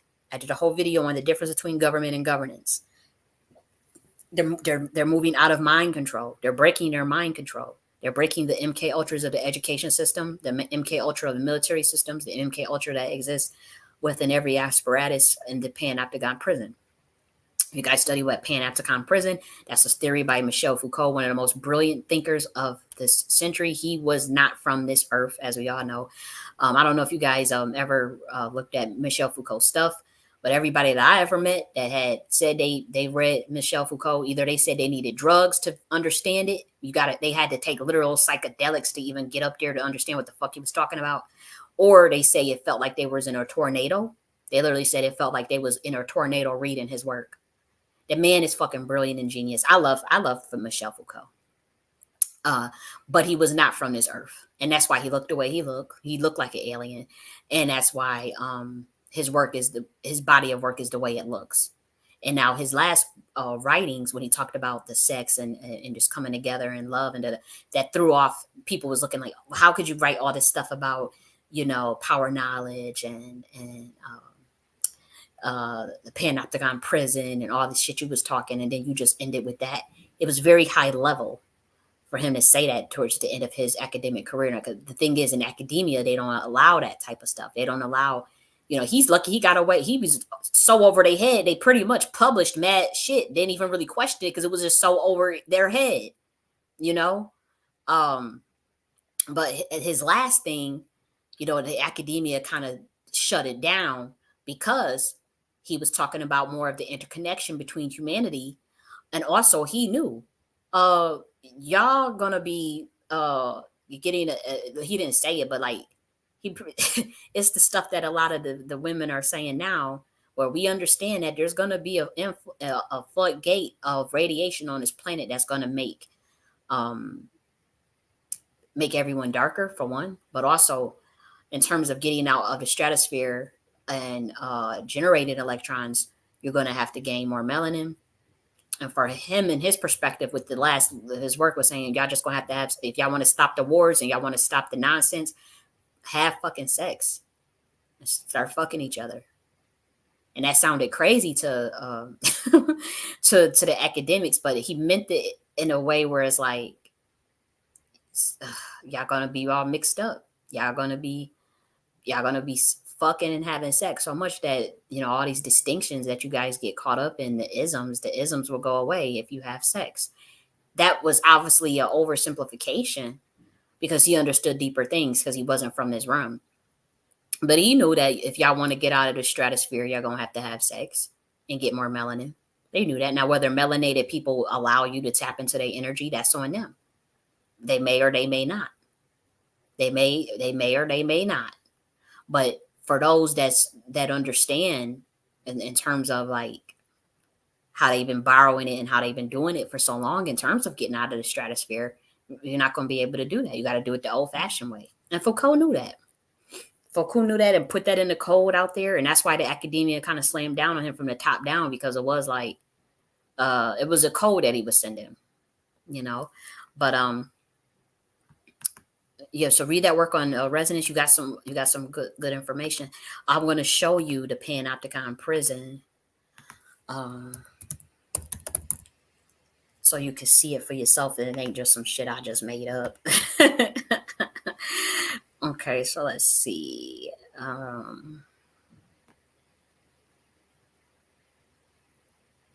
Okay, so social theorist Jeremy, uh, I want to give credit. Bitham also talked about this as well. Introduction to, yeah, Michel Foucault as well, and Bentham. I don't think it's right to just credit Michel Foucault if Jeremy Bentham talked about this as well.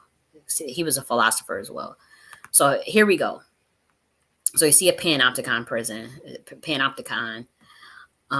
What is panopticon? Theories argue that the perfect prison would be structured in such a way that cells would be open in the central tower. So this was the original way, but let's talk about the way that Foucault talked about it, because this was the one that's invisible, where you can't see it. Like in the Matrix, when he talked about, you can't see it.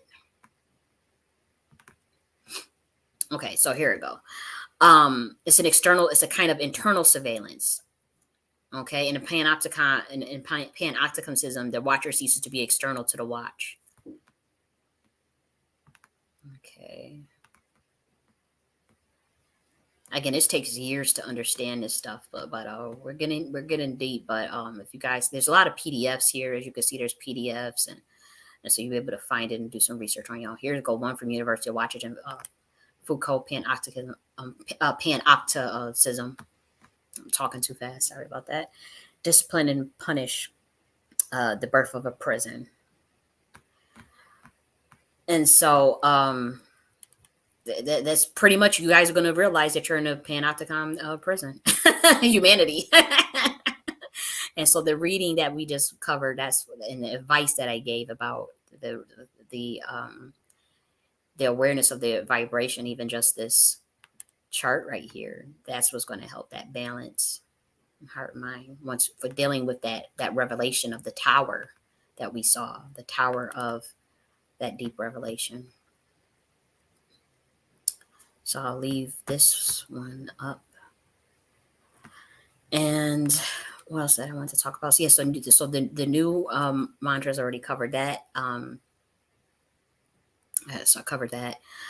As far as like the deeper level of the mudras and the mantras, that will have to be taught within the order of Kali, which is the Nike Queen Mothership on this dimension. That information is going to be, it's not so much secret, it's just going to be not given freely. You have to research it, or you have to talk with the beings that have that information. um, we'll also be teaching humans how to become fusion power, as well as fusion crack. We may crack some codes. We're not going to give the codes out to the while the organic beings are still in power, for obvious reasons. But we'll start to give some of the codes out to the chaos intelligent being. For those from our realm itself, we'll start to give out some codes. I do have some of the codes. I have been told not to give out that information right now. And again, even if somebody did go and blurt them out, with the power of the galaxy and the power of God, what we do, what can happen is just you literally just switch up, you switch up the equation right then and there. Like say if it was to get leaked out right now by somebody, um, you just switch it up and change the equation and change the code so fast, and there will be nothing. You'll have to crack that one again, you know. And I've seen it happen. I've seen laws of the universe change at will, so that's not a big deal. Like if it's a big deal, but like the if that knowledge got into the wrong hands, what will just happen now is you switch up the code, and the Tahuti is the one that is behind doing that, believe it or not. He is the one that is behind switching the codes at will. And so I already gave out that information. So let's see. Trying to think of what else. Oh yeah. Again, the idea of latency and packets of data between consciousness, that's going to be more popular for humans to understand. Um, Again, when we talk about like the esoteric schools that are thousands and thousands of years old, there are there are literally constellations that are just light years ahead of planet Earth. Like they are not using that information anymore. They're just not. They're so much more advanced. And so when we give out this new information about reducing latency and time lag, and interdimensional travel and consciousness and quantum entanglement, yes, it's very powerful information. Yes, people have tried to silence me. Yes, people have tried to kill me, and others. But even if it's going to be out there, it's going to be given, regardless of whether I'm allowed to do it or not. As far as if someone takes me out or whatever, the information about the latency of the mind and understanding uh, transfer of data of the mind, between the layers of the universe and this dimension and various dimensions. It's going to be understood by humans. You just can't just hide. What are you going to do? Hide 1,000 years from now? You're just going to hide the fucking information? It doesn't work that way. It's not working that way anymore. It's just not, because the universe is removing low governing force from its resonance. It's as simple as that. Also, I'm going to go to the bathroom right now, but when I get back, I'm going to talk about some dreams, because in addition to doing the tarot readings, I did have some dreams about 2024 as well. So I want to talk about two dreams that I had that was so powerful, and so I'm gonna go to the bathroom, and then I'm going to talk about those two dreams that I had. Okay, I'll be back.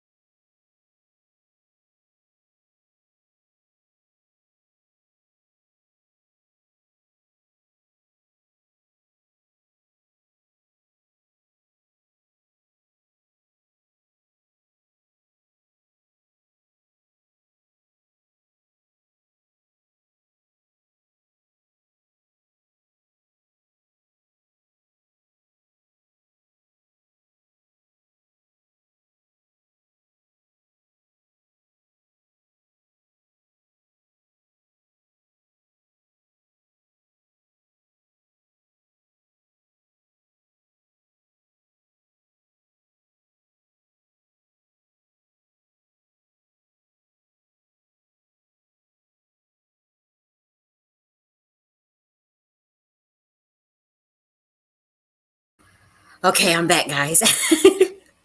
Okay, thanks for staying and bearing with me.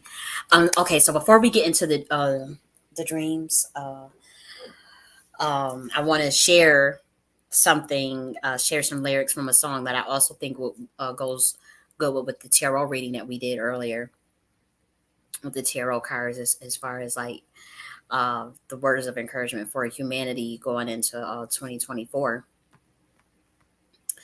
And so I'm gonna read the lyrics. I don't think I can play this song. I don't want to get like infringe on someone's copyright if I play this. I wish I could play the song, but if you guys can check out this song, it's by King, and it's called The Story. And these are three sisters that are completely independent. They have amazing body of work. They've worked with amazing talent in terms of writing, and they work with a lot of artists that that are mainstream rather.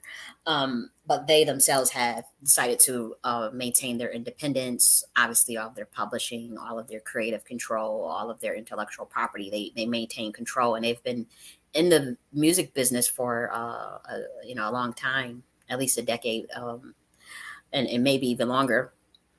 And so King, they make some really cool music that is, I don't know how to describe it. It feels whimsical. It feels kind of galactic, but also has this neo soul and sort of a neo soul vibe with it, with a little bit of 80s. Like, I don't know how to explain their music. Their music is just different, and I really enjoy their music. But I'm going to read to you the lyrics of this song. If you guys could listen to the song yourself, that would be great.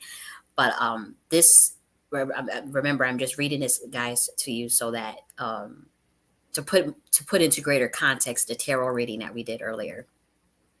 Okay, the story's only yours to be told. Just keep your head up and never let go. Taking a journey to a land afar. Been thinking of charting my voyage to a different star. Got a story to tell. Goodbye, farewell. Packing my bags and I'm on the run. Trains leaving off to the land of eternal sun. Got a story to tell. Goodbye, farewell. Riding the rails to my destiny, to where I'm supposed to be. The engine is humming underneath my feet. I'm so far from home, with still a ways to go. The ride is rocky and the road is long, but I know that my soul is never gonna steer me wrong. That's very important for humanity to know. Gonna master the art of following my heart. If you don't listen to none else of these lyrics, follow that. Listen to that. And I don't like telling people what to do, but gonna master the art of following my heart. That is what's gonna be very important for humanity, because the soul is never gonna steer you wrong. And I won't worry what tomorrow may bring. I don't need no second thought when it's my heart I'm following. Okay. Riding on the train, taking my trip, and I'm going to keep on riding till I reach the mothership. Riding on the train, taking our trip, and we're going to keep on riding till we reach the mothership. Okay. And so those lyrics, they just touch my soul. And actually, obviously, the song itself is just like, whoa, I'll be like in a whole nother dimension listening to that song. Like, I'll just be getting my life like, oh my gosh. But I really love that lyric. The ride is rocky and the road is long, but I know that my soul is never going to steer me wrong. I'm going to master the art of following my heart. Okay. And I won't worry what tomorrow may bring. I don't need no second thought when it's my heart I'm following. That is what humanity needs to take into 2024, coming off of the backdrop of what everything got dropped for that tarot reading for 2024. This would be, for me, is an intuitive. This would be the advice I would give humanity, in addition to what the advice I gave earlier based on the tarot cards itself. Okay. And so now we're going to talk about those dreams that I had. The first dream was about, we were like, man, how do I explain this? Okay. At least you know it's a dream. So if we get a little woo woo, it's okay, because I can just say, oh, it's a dream. Right. Um, but in the dream, like, we were it was a team of us. It was like a team, and the best way I can describe it is that we were watchers. We were watchers in the dream, and we were given this language, or this, we were flying around pretty much. We were flying around, watching humanity do their everyday things, their everyday,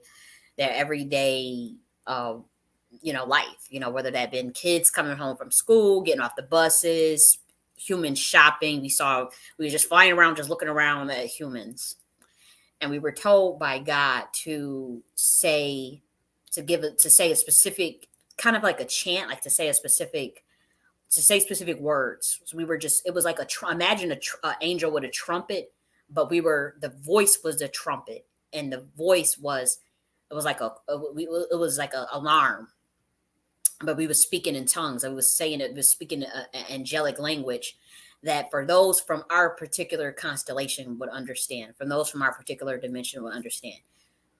We were not, as we were doing this, we were told that for those that you will know your people, because they will be able to see you, they will turn to you and look at you, point to you, communicate with you, and know that who you are. Like, that was the assignment. And so once we got that assignment, we went flying around watching all of the humans, and then we started speaking our language of the angels.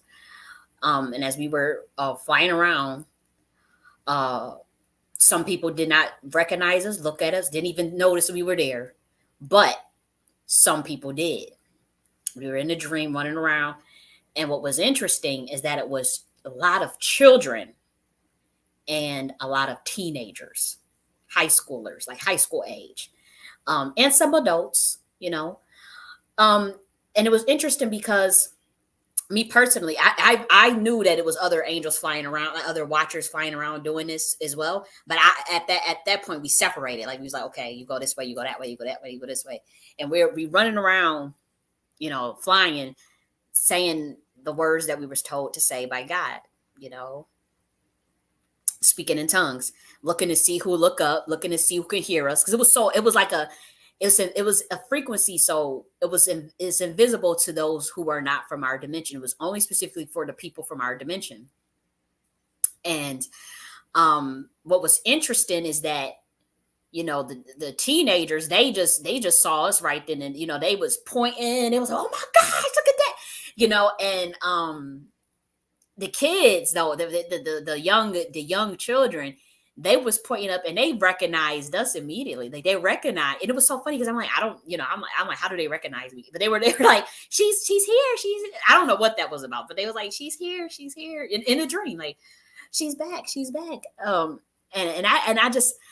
It was just such an impactful dream, because I remember I had flew down once I saw a group of in a dream, and once I saw a group of teenagers point and recognize me, I went down there to fly. I flew down to them, and I'm actually just standing in front of them, and they knew what I was. The language that I spoke in tongues to them, they knew exactly what I said. They knew exactly who I was, and they was like, "We just happy that you finally back." And we just, when do we go away? When is this, like, kind of like this the ship thing or something, with a return back to a star constellation. That's because we were kind of communicating at that point, kind of telepathically. It wasn't like we was using all these words. They had big ass smiles on their face, but we weren't using like a lot of words. It was kind of, everything was just kind of like real packets of data. Remember, we talk about the latency, the packets of data transfer so fast, where you don't even have to have sentences really formulated in your head to just know what the hell the other person is saying and asking. And that's how it is in the other dimensions, right?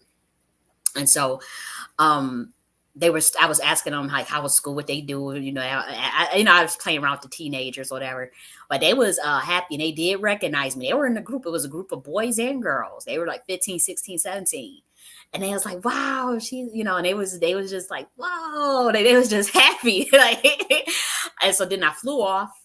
Then I saw a kid, that was like a 3-year-old, 3-year-old or 4-year-old, recognize me. And I came down to them, and they was trying to tell their mom. They was trying to, like, they was like pulling all on their mom, pulling all. And the mother was like, what are you looking at? What is wrong with you? Like, she was just like, what? And she kept pointing at what? And I realized the mother couldn't see me, but the child could. And so, at that moment, I noticed like, oh, it's not based on family, because you would think like it's a whole bloodline that could see you. And I'm like, if one of the persons from the bloodline, that means they could come from our dimension, but the parent may not. And so that was interesting too. I said, damn, because I had immediately knew that. I said the mother, because God said clear as day, if they don't see you, they don't communicate with, they can't see you, they not from our dimension. It's as simple as that.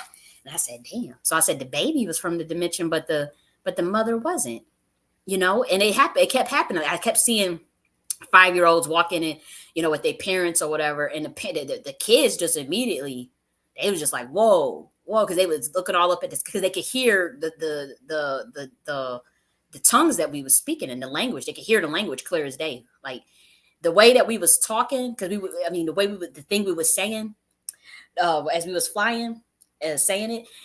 If I could just, again, the only way I could describe it is a big ass trumpet. That's the only way I could think of a trumpet that only certain people could fucking hear. But it was tongues. It was a language. It was a specific language we was talking.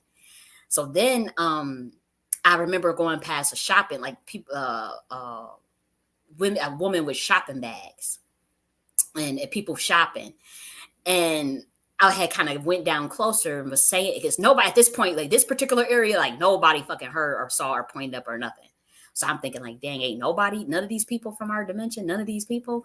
And so I'm saying the tongues, or whatever. And I remember, just it was just the strangest thing, like being invisible. Like it was cool, but at the same time, like, damn, like none of these people heard or saw me. And this shit was loud, and none of them heard or saw, looked up, nothing. And these were white folks. It was a white woman. It was, I remember, just seeing the white people shopping. And they just kept walking like nothing had ever had happened. But what was interesting, I am going to keep it a buck. And I'm still trying to understand what this means. Like, I'm asking God for revelation on what this means, because the children and the teenagers, and even some of the adults that noticed me, they were all Black Americans. They were all melanated people. They were melanated. They may not have been like Black American lineage, but they were brown skins. And so I was asking God, like, why wasn't no white people looking up? Like why wasn't they looking up? And it was like it was like, it's nothing personal. They probably come from a different constellation. They probably from a different star system. Like, it doesn't mean, they probably just from a different dimension. It doesn't mean anything. And I was like, oh, okay. Because I was thinking like, was it a bad thing if because it was Black people that didn't look up either. Like, it wasn't about the race thing, because there was Black people that I did fly past that did not look up, that did not recognize either. I just noticed that the people that did look up, and the people that did point, and the people that did say come down, or oh, she's back, or those were melanated. They were all melanated, every single last one of them,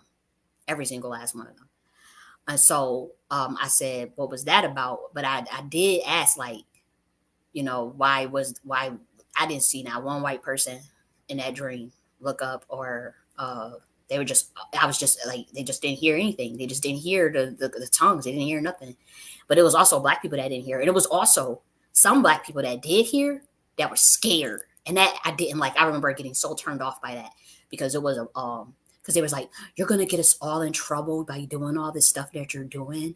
I remember just talking to I flew down because a Black woman recognized me. It was Black people that saw, but then they just got scared. Like, oh, no. I don't know nothing like that. And so one Black woman, I went down there to talk with her because she saw me and recognized me.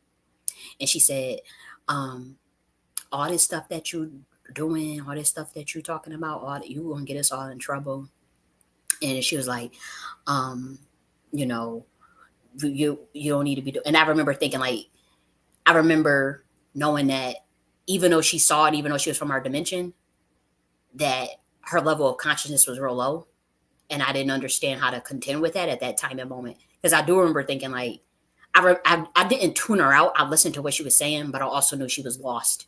And I just remember thinking, like, like it was just two different frequency. Like, I just couldn't understand it. Like she was just like scared. She said you're gonna get us all in trouble, and I'm scared that you down here doing all of this. I'm scared that you down here.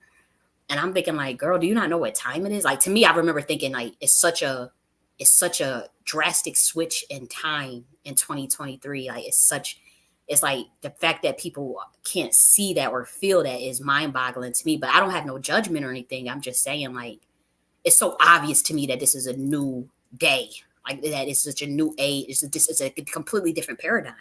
It's a completely different dimension, different time, a different energy, opening and awakening. I could just see that. And so when I was talking with her, and I let her rant. I didn't lecture her. I didn't say anything. I just let her talk. And she said, I know who you are. She said, I know, I heard you. I heard you. So I heard you all the way, because we were saying our tongues. And she said, I heard you. She said, I can, because, she said, and she did make it clear. She said, some of us, we know, we can hear you, but we still gonna act like we don't know and can't see you. We still gonna act like it. I said, damn. So I was thinking like, damn, who controlling y'all? I was thinking in my head like, damn, who controlling y'all? Like, why y'all so scary like that? But I do remember thinking like, oh well, because and me for whatever God wanted us to do, that reason is still is not been fully revealed to us, right? It haven't been fully revealed to me. And so I just did. To me, I'm like, I just did what I was told to do. I still don't have all full revelation of why we was told to do that. I have a little bit. I know that some of you melanated people are going back to your star systems because it's just that from my particular constellation, from my particular dimension, chaos intelligence dimension, that's just one aspect of it. But yeah, there are other star systems here. I told y'all that dream I had about the Atlantean touching down here, the Atlantis dimension touching down here. Some of the beings from there. I told y'all that the avians was touching down here. I already told you that the Pleiades beings from the Pleiades star cluster was also coming down here to get their people. So it's a whole roundup mission going on around on this planet.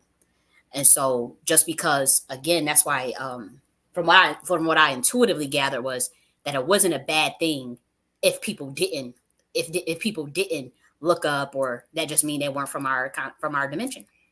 That's all it meant. That's literally all it had meant. Like it didn't mean that people was condemned or that people was gonna be stuck or that people was being judged or being.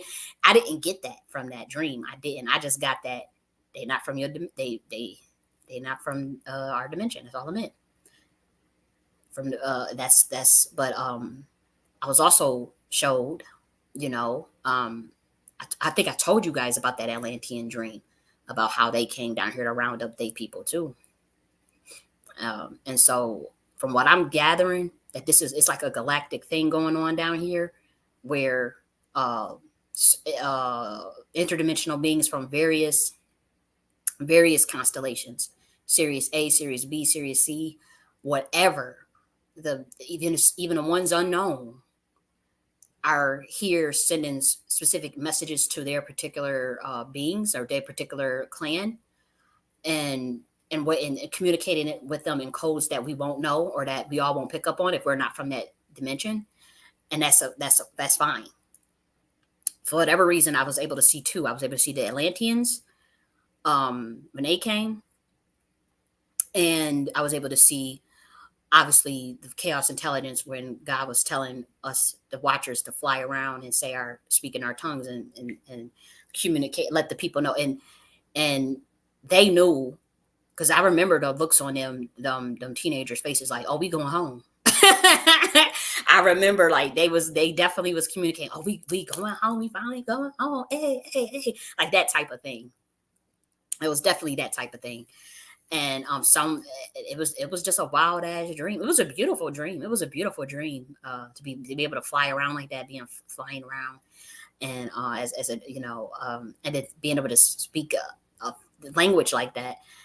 And it was very peaceful. It was, we weren't scared of them. We knew where to go. We knew where to fucking fly. Like, and we knew coordinates, and we knew the location. Like, it was nothing, like, as far as the calculation, how fast it would happen, and where to go. And every time we sung, we sung our tongues. Some people looked up, some people didn't. I just found it interesting. I just was like, wow. I was like, wow. And I knew, and again, there is some interconnection between all of these beings, because I know for a fact that the Andromedians, they communicated this week to me that they were here. They weren't here for me or anything, but they just let me know that, oh, we here. Oh, we here. I don't know what that's about. I don't know much about that constellation. I don't know much about that dimension, but I know that they communicated that they were here. And I also, in July, the Lemurians and the Pleiadians themselves communicated with me, uh, that they would be coming out in the open. That they had been here hiding them with different portals. They was hiding on planet Earth, doing their own little thing for a minute. But they ready to go back, and they rounding up their people too. And that's why, when they say like there's a lot of AI running a lot of things, I suspect, don't quote me on this, but I suspect that the reason why this AI shit is popping off so hard, and with the organic beings and the fallen angels that can't leave the 3D realm, 3D, 5D, 6D realm, or this particular constellation, this whole this Earth system, I think it's because there is a galactic roundup.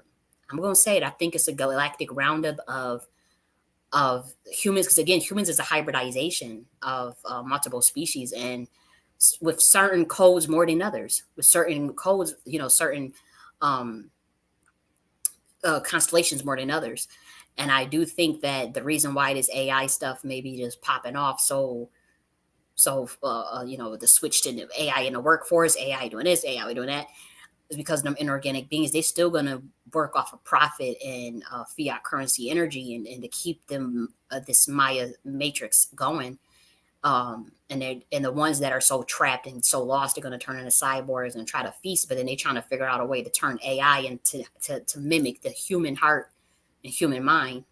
So even though AI may be smarter at calculations and critical thinking and than a human, they'll never be able to mimic that heart. And so uh, the thing is with the inorganic beings, like they don't have the technology level of the these other entities that's coming back to get their people. They can cloak themselves. You can't see them. You can't touch them. You can't do nothing to them.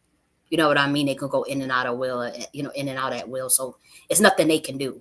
So if they say they coming to grab their people, they coming to get their clan, or they coming to get the rest of their people, it's time for them to go home. That's what the fuck is going to happen. It's not a matter of, and they have tried to fight back, but they can't touch them and those Atlanteans. They try to fight them Pleiadians and them Lemurians, and they even get their ass slapped up by them too. But they can't fuck with them Atlanteans. And they can't. Them Atlanteans said they coming to get their people. That's what they mean. And so in the dream, I saw that. That's the energy that I'm getting at. It's gonna be a lot of humans going back to their star systems.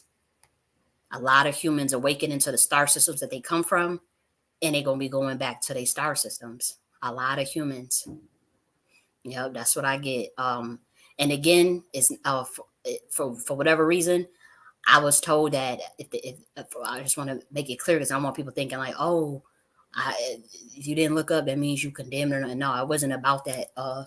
And it wasn't even a race thing either, even though I only saw black people looking up, um, and no white people whatsoever at all. I was just told that they from a different dimension. They not from the no from your dimension. Maybe a lot of white people, um they connect more with the Pleiadians and the Arcturians. So maybe they from there. I don't know. I'm not saying I claim to know. I just know they didn't look up. I remember going past all different types of groups of races, ethnicities, but I just remember distinctively there was an area where it was just nothing but white people shopping around doing their thing, just doing it. And I just remember vividly, like, dang, ain't nobody. It was just like, whoa. Then we went over to, different places, obviously some Latinos looked up, but I just remember, for sure, so many melanated people was looking up, but also some was scared, some heard, but they just was like, they just was scared. And there was a lot more teenagers and children, more teenagers than and children than anything like that. I remember so vividly, teenagers and children, black teenagers and black children, looking up, communicating, pointing, laughing, you know. And so I thought that was a real interesting ass dream, boy. I was like, whoa. And the next day after I had that dream, I ain't gonna hold you. Like the whole day, I just kept tearing up, tearing up, tearing up, crying throughout the whole day. Not tears of sadness or sorrow or grief. It just that dream was just so powerful. Like it just made me think, like, damn, like what kind of time is it? Like, because I still don't have full understanding of everything. So I'm just thinking, like, damn, what that was so above my pay grade. Like what's going on? You know what I mean? It just made me think, like, what the hell is going on? Like it just made me think that so heavily. Like it's a whole new day in such a way that it's just hard to explain it. Like, yeah, we talk about the age of Aquarius, age of divine feminine, and all these things, but it's something way bigger than that. I'm telling you, in my soul, I could feel it. I mean, Aquarius is good. I'm an Aquarius. I'm born January 22nd, 1992. Life path 8, that deals with Aquarius and Saturn. 8 deals with Saturn. Aquarius deals with Saturn. 22 deals with master builder, master teacher. So I don't have no issue with Aquarius or Saturn at whatsoever. None whatsoever. I just know that whatever this energy is, it's way, way bigger. It's way, way, way, way, way bigger than what they telling us, than what they want the public to know. And I do think that motherfuckers is going back to their star systems, you know. Um, a message for Africans, um, you really gotta stop treating the women crazy. I just seen a video of a old lady that the African men was making this old ass lady dig her own grave, because they said she was a witch. And then they kicked her, knocked her upside the head with a shovel, and then pushed her into the grave. Like I saw that. That was yesterday. We've been seeing African women getting uh uh machetes took into the head, all types of horrific things happening to African women. That must stop in 2024 and beyond. Like one thing I did get from the universal God about the wrath and anger that they feel about the way the African woman is being treated. I know that was a tangent from going from the dream I just told you about, but that is major. Like y'all gotta stop treating African women horrific over there. Hitting them in the head with shovels, chopping off their breasts, chopping off their vaginas. I got the videos, so you can't lie and say the viral videos are everywhere. Everywhere. My community has been discussing it. My community has been very shocked. Like, and I'm Black American. Uh, but like we are literally shocked. We are literally shocked circulating these videos around our community. And you think my community is male identified and all this stuff. Like, yeah, yeah, Black Americans may be male identified, but that shit that we saw happening to them African women is literally shocking to our souls. It's like it freaks us out. I'm telling you, I have the videos of it. We've been talking about it. It freaks the men out. It's like I've been seeing these African women. Oh my gosh, they get in. Oh man, it's such horrible, horrific treatment, and then that's why they becoming westernized, and that's why they don't want to be with their own men, and they getting this bad rap or whatever. But my thing is, their men is treating them horrific. So in 2024, as we usher in the age of divine feminine, you cannot be treating those African women over there in Africa like that at all. Chopping off bread. I don't want to ever see a video like that again. Oh man, it's some terrible stuff, man. You guys wouldn't believe it. My channel probably get terminated if I showed you those things that was happening. If I showed you the videos of what's happening over there to those women, it's not good. The universe is not happy, and that's why Great Mother, she split Africa in half. People thought that, when the priestesses was talking about how that was gonna happen, y'all all laughed them off. God ain't gonna split Africa in half. Y'all talking crazy. God ain't gonna do that. And God did it this year. Split it right. And God is a woman. And she said, I'm tired of the way they treating these women. I'm tired of they backward ass ways over there. I'm tired of these Africans not going within, following the blueprints of those who have come before them, honoring the Queen Mothership, not studying their own history, pre-colonial history, adding stuff to our text. She said, we're splitting that continent in half. You know, so as far as the Africans, y'all got to get it together. Y'all can't be treating each other like that. The way y'all be, they was roasting a black man alive, roasting him alive like a rotisserie chicken in Africa. and they was eating eating the skin, eating a leg. We got the videos of eating a leg of a human. Like, come on now, like that's ridiculous. And obviously, it's not all of Africans, right? It's not all of Africa doing no shit like that. But like the fact that these videos keep going viral from that continent like that, even the one yesterday that went viral of them making that old ass lady dig her own grave, saying she a witch. She was an old lady that couldn't barely even walk, saying she's a witch. That kind of stupid ass shit. That's why y'all asses got cursed in the first place, because y'all did that same act to all the queen mothers in Africa. You did the same thing to all the queen mothers in Africa when you overthrew the queen mothership, making them dig their own graves, chopping off their breasts and burning them alive and throwing them in the grave while they alive and all that. That's actually why Africa got in the state that it's in. I studied the history. I have the books. I've written all the books and I put all the scholarship together. You guys can deny it all you want. It's already out there. All the research is already out there. But again, um, from what I get from the one thing I do want to say to them Africans, yeah, obviously you have to work on the decolonization of the mind and increasing in consciousness. And me as a Black American, I can't tell you what that looks like. Only what your individual tribes and ancestors are. You know what your history, hopefully. But what I do want to say from that great mother, she said, y'all gotta stop treating them African women like that. Y'all gotta stop treating them like horse shit. You gotta honor the age of divine feminine. Cannot treat them women like that over there. So that's another thing I want to say. The last thing I want to talk about is I had a dream about Mumia Abu Jamal. I don't know if you guys know who that is, but he's a political prisoner now. He was a part of the Black Panther Party some years ago. I'll show his picture. Let's see. I'll share this. This is Mumia Abdul when he was young. Um, Let me see.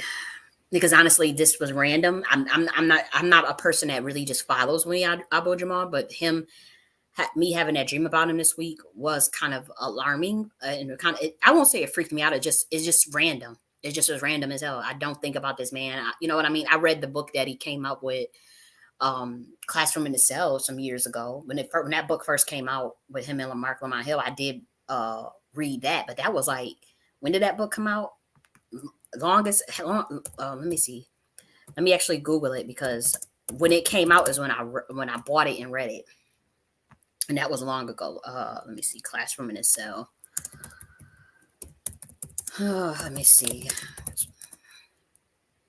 When was this published? 2012. 11 years ago. Exactly. Yeah. So I had read this book like in 2012.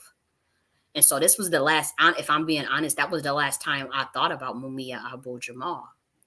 It's not like he's been on my mind or I've been following his work or anything. So for me to have a random ass dream about it, it just shook me. And so, as we can see here, he was an American political activist and journalist who was convicted of murder and sentenced to death in 1982 for the 1981 murder of Philadelphia police officer Daniel Faulkner. While on death row, he has written and commented on the criminal justice system in the United States. After numerous appeals, his death penalty sentence was overturned by a federal court. In 2011, the prosecution agreed to a sentence of life imprisonment without parole. He entered the general prison population earlier the following year. Beginning at the age of 14 in 1968, Abu Jamal became involved with the Black Panther Party and was a member until October 1970, leaving the party at age 16. After leaving, he completed his high school education and later became a radio reporter. He eventually served as the president of the Philadelphia Association of Black Journalists. He supported MOVE, a Philadelphia-based organization, and covered the 1978 confrontation in which one police officer was killed. The MOVE 9 were the members who were arrested and convicted of murder in that case. Since 1982, The murder trial of Abu Jamal had been seriously criticized for constitutional failings. That's something I want to talk about when I talk about the dream, because that was something that God was also revealing to me about this.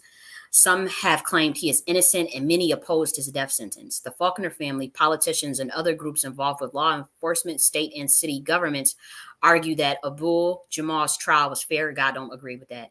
His guilt beyond question and his death sentence justified. When his death sentence was overturned by the federal court in 2001, he was described as perhaps the world's best known death row inmate by the New York Times. During his imprisonment, Abu Jamal has published books and commentaries on social and political issues.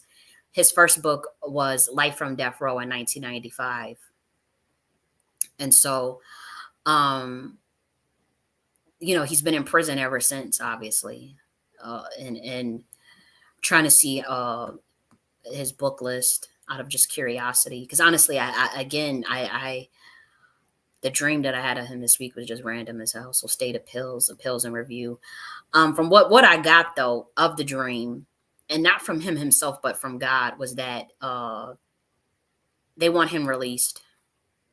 They want Abu Jamal released. Okay, so this is his books. It looks like.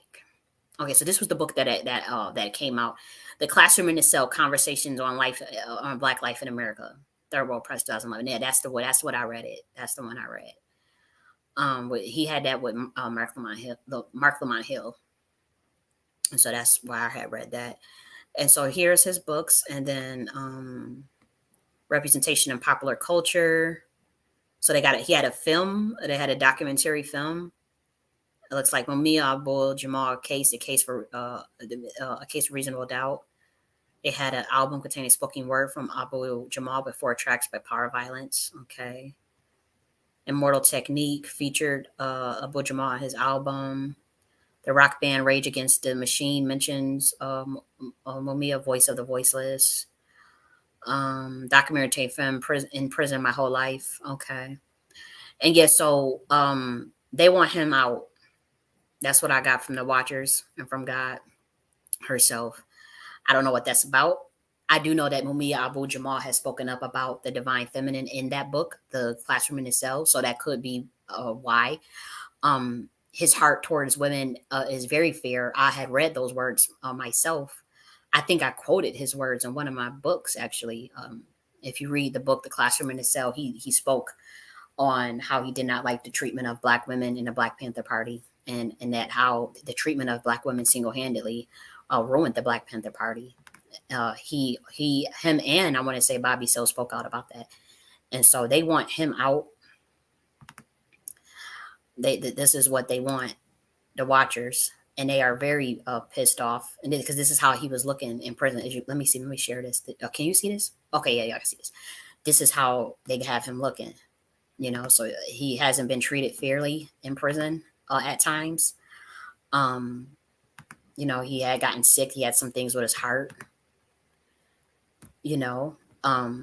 But I actually was interacting with him in the Astro room because before I was actually interacting with him, God was telling me how she felt about his sentence and stuff. And so then when I was interacting with him in the Astro room, he actually looked like this in spirit form, and he's actually he did not look like this. Thank God. Um, and I don't know what that's about. I don't know if again, this was all random to me. But what I will say is that this man is extremely, extremely powerful spiritually, and that's all I'll leave it at. I will not tell the specifics of what he can do or what he knows, but he's good. Um, even if because I do know that there was one. I don't know how old he is. Let's see, how old is he? Let's see. He's 69 years old. Okay, so I don't know. Maybe he's transitioning soon. I don't know what that was all about, but I do know that they locked him up in these prisons all these years and decades. Um, but they didn't lock up his soul and they did not lock up his mind. Not at all. They did not lock up his soul and they did not lock up his mind. And that was powerful to me to see the things that he can do. and to see his purity of his heart in that dream, because that was the one thing that, because we did not actually physically have to open our mouth and talk at all. Um, it was all telepathically, and I was just like amazed at the things that he was doing in the dream with his mind, his body, and his soul. He's a very brilliant man, and so one thing I did write Trump and ask for the pardon for Mumi Abu Jamal. He's a political prisoner, and the things that we went through in this country with him joining Black Panther Party and stuff, things happen. Things happen, and it's never been proven that he did that. And so I think that, you know, if he was ever to get pardoned by any administration, but like particularly, um, you know, I did say Trump, if you pardon Umi Abdul Jamal as well as Larry Hoover, you think about those things and you garner those favors, garner that favor with my community, because these are things that we have always been thinking about, like our political prisoners and their freedom, you know. Um, and that dream that I had, though, it was something else. It was something else. It really was. Again, I'm not going to express unless he was like to transition, then I would express the things he was doing. But I don't feel comfortable expressing the things he was doing while he's still alive for his protection. And I'll just say that.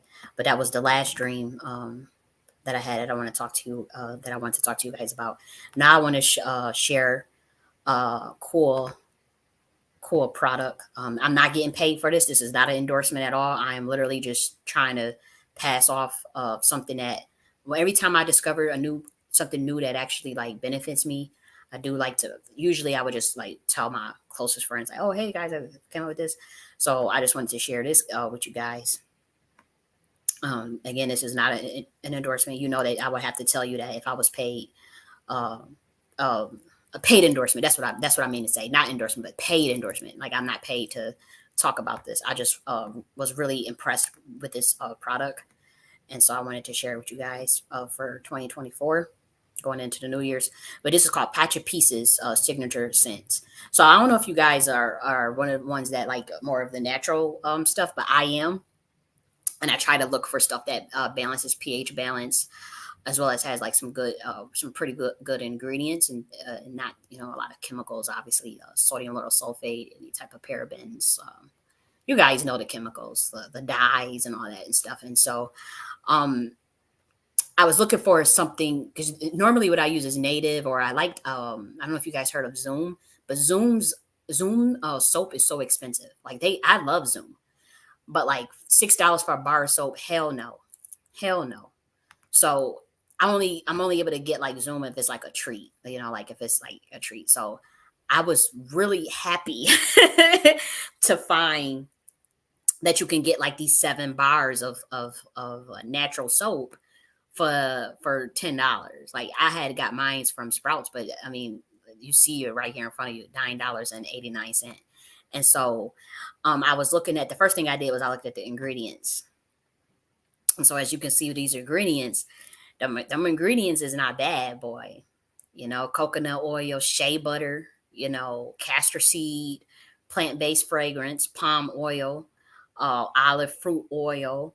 And then what I liked was the goat's milk, because that balances out the pH. That matches the human's pH. I know for the vegan, you may not want to do that, but they have beta carotene. I believe that's vitamin A, right? They got vitamin E. You got cocoa powder, kelp, oat, honey, coconut milk, volcanic ash, pumice, sea salt, clove, clays, activated charcoal, and all that stuff. So I just thought this was an awesome product. I said, you know what? I want to tell, when I do my life, I want to tell uh, the family about Pot Your Pieces. Because here's the thing, like, I've noticed with me, 1 bar out of this 7 bars is lasting 5 days. Now, they all small. These are small bars now, but 1 bar for washing is lasting 5 days. And so 1, 2, 3, 4, 5, 6, 7, 7 times 5, that's, well, 7 times 5, that's 30, right? 35. Yeah. Um, that's 35 days. Like that to me, $10 for 35 days on natural soap with these type of ingredients, to me, that was a game changer for me. Because I'm telling you, I spend so much money on cast out soap. Like I was using the cast out soap and native, and I ain't gonna hold you. I'm very heavy handed with the soap you got to pour out. And so I wait it gets wasted, and I have to keep buying it, like buying it every 7 days, like every 2 weeks and stuff on cast out soap. And cast out soap, the 32 ounce, you paying like 17 15 to $17. If you get the store brand, you might get it for $11. You know what I mean? So for me, I was like, when I found this and I realized one bar was lasting me 5 days, and I was counting too. I said, wait a minute. I said, I'm on the fifth day now. I said, oh heck yeah, I'm gonna use this soap with the goat milk and the ingredients. I said, oh, I'm gonna use that soap for the rest of my life, as long as they have it.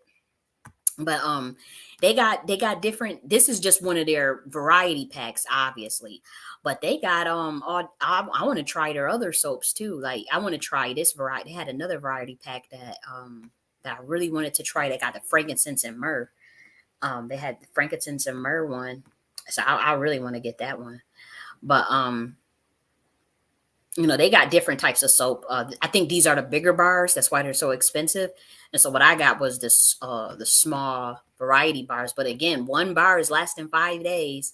And for me, honestly, that last in that 35 days for one pack of $10, it beats paying $30 on soap a month, from native. And because the natives don't last. I love native soap. But it don't last for me. Cast out soap. I guess because I'm heavy handed. Like I like it all suzzed up, southern, just foam everywhere. I like that shit. So maybe I am wasting it. And so the bars are better for me. I'm realizing. So I just wanted to share that with you guys. Yeah, this is the one I want to try. This one, Pacha Pieces Earthy Essentials. Yeah, I want to try this one because I already got. This is the one I got, but I want to try this one because I believe I think I saw sandalwood or something in there too.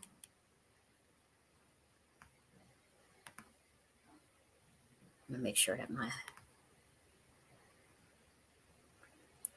internet, okay, what's going on? I guess it's some lag in the internet, slowing down. It's not clicking on there. Oh well. But anyways, you get the point. But anyways, you get the point. I see your comment, Jermaine. I wasn't given free readings like that. I was given readings for 2024 in general. I will pull a card for you though. I can do that. Do you have a specific question though? Let me see, Jermaine. If you have a specific question, put it in there. But like, can you have a reading? I don't do free readings. You get a couple cards, and you have a question. So I don't mind doing that if you're still here. I don't mind doing that at all. So yeah, this, I don't know what's up. Maybe it's the site or the lag. I don't know. But anyways, I also want to share this with you guys. This would be the last thing that I have to share. I did publish the Nocti Queen Mothership Part 3 today. And I have been working on this since July 17th. When I went on to my little quantum entanglement session with Kalima, I was all out in the galaxy and shit. And so I have been working on this, and so I published it today. This is the title, obviously, Nocti Queen Mothership Part 3, The Language of the Gods and the Age of the Divine Feminine by Kali J.N.S. Nocti University. This is the Esoteric Studies Department. And we have some Latin, and that just means high level mental science. It's high level mental science. And then we have the original. This is a very ancient photo, but this is like how some of the goddess used to look. Obviously, uh, pitch black. And so this was there's a lot of history in here. There's a lot of scholarship. Objectively, there's a lot of scholarship in here, but it is some esoteric teachings and meditations of channeling as well. So you do get information that is heavily occultic. It is very esoteric, but it's very enlightening and enriching. We talk about the goddess iconography of all of the goddesses throughout many pantheons. We talk about the pre-Adamic civilization, so that means orders and civilizations before the Abrahamic religions, and how it was always goddess based. So we talked about the history of that. Then we get into some of the messages from the Great Mother herself. We talk about the teachings of the Nag Hammadi text, the original teachings of Yeshua and Gnosticism. We shed light on what the chaos intelligence realm is, the primordial mother, primordial darkness, primordial waters, as well as resonance and electromagnetism. We go deep. It gets scientific. We talk about entropy, melanin. You know, it's 288 pages. And so check that out, because this is the language of the gods. Like, here we're talking from a very spiritual level, whereas Nocti Queen Mothership Part 3 was just more historical, giving the history of the matriarchies and melanated tribes. Then Part 2 talked about more of the political and structural governance, the Nocti Queen Mothership Part 2, what that would look like in 2022. I'm sorry, at that time it was 2023, published in January of 2023. But what that would look like from today's time. This was very governance based, very tenant based. How to build a civilization from scratch, how to build intentional community, how to build city. And then part 3, in a matriarchal sense, under the matriarchal paradigm, and then Nocti Queen Mothership Part 3, the language of the gods and the age of the divine feminine. We get into the quantum entanglement of interactions with the goddess herself, with gods themselves. Like, what, so it's them channeling from Kali Ma, some channeling from the primordial mother, elucidation on text. We talk about the goddess iconography in Judaism, the goddess iconography in Egypt, or people say Kemet, the goddess iconography, obviously, in Asian. So we a little bit about the Japanese and Hinduism, of course. Did we cover China? No, we didn't cover much China. We have Japanese in there. We have some. We have.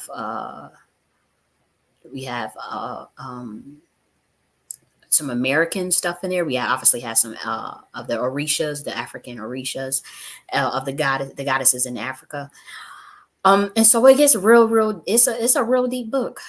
I put my foot in there. I surely didn't think they was going to let that get out. I said, "Oh, I'm kind of nervous," because we talked about the Order of Kali from the Chaos Intelligence realm, as well as the Dragon Riders, where Yeshua is from. The Hebrew bloodline was created from the Atlantean dimension, the Code of Tahuti.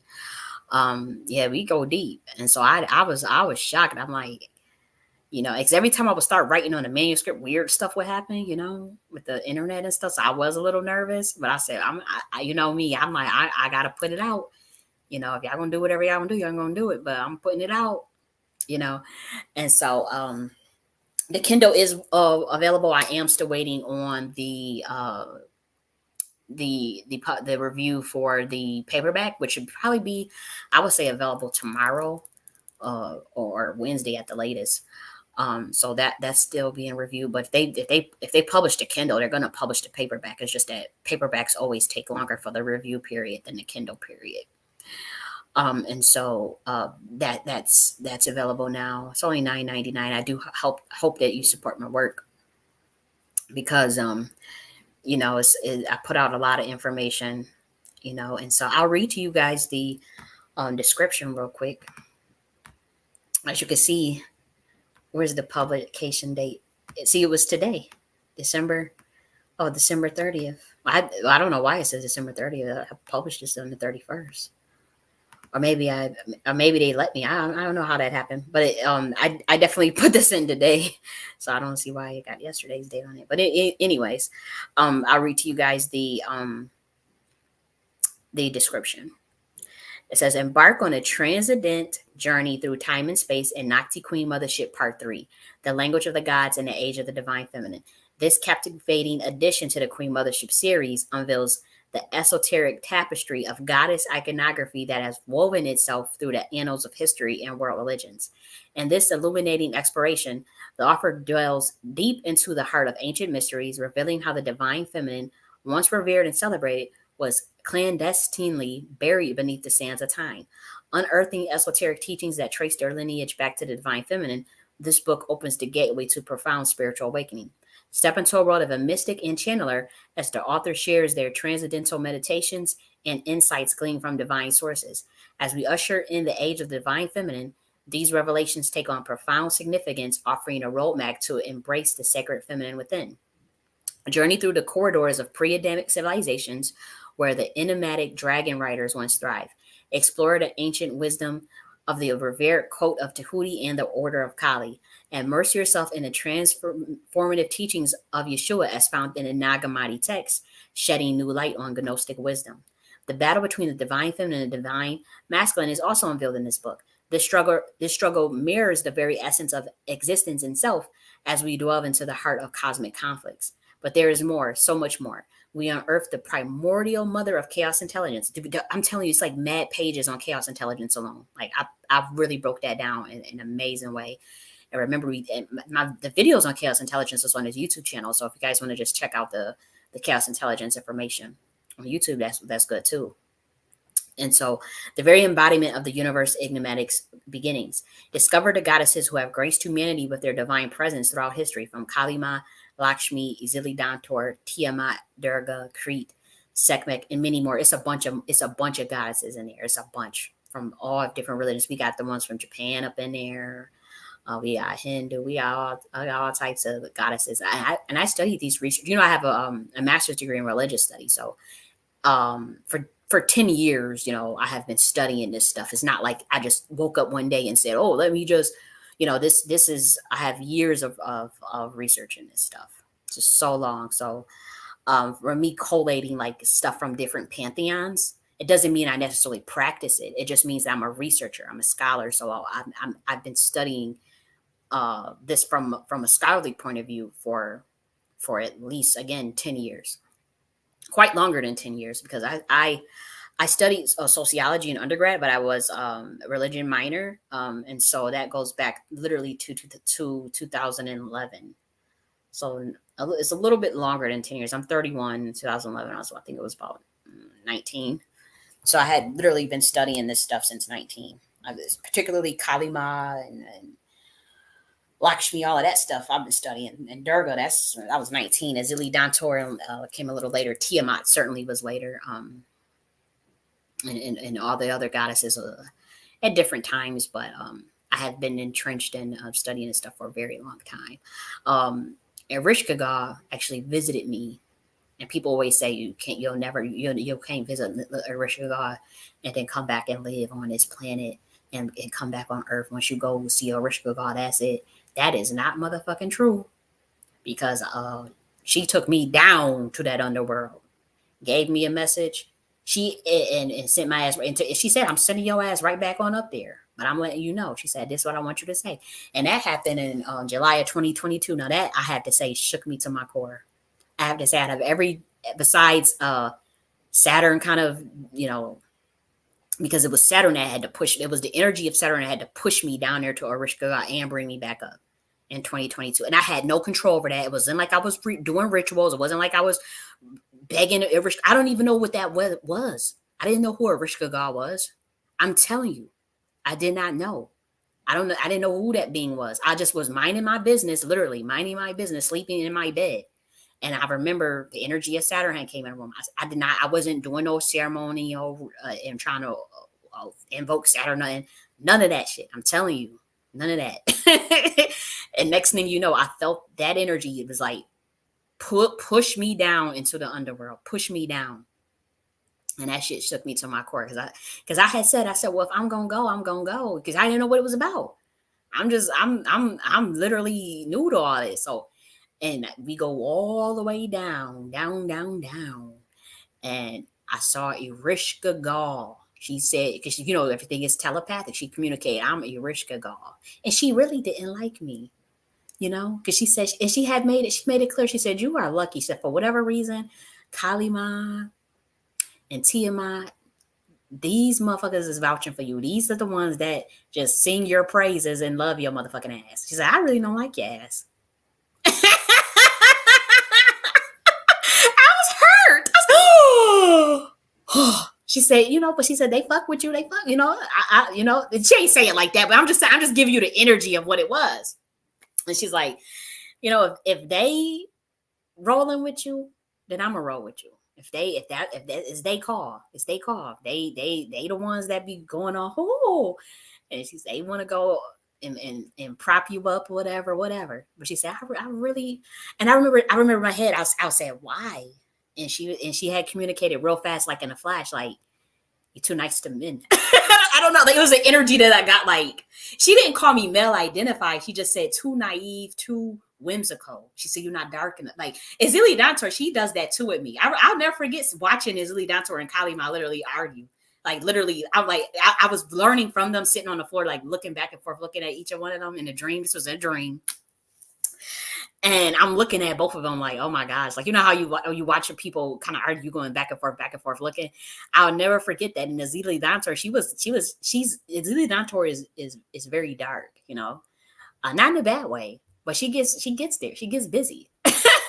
She one of the ones that gets off on that minister of justice. It's like to whoop some ass, like going, they like to whoop some ass.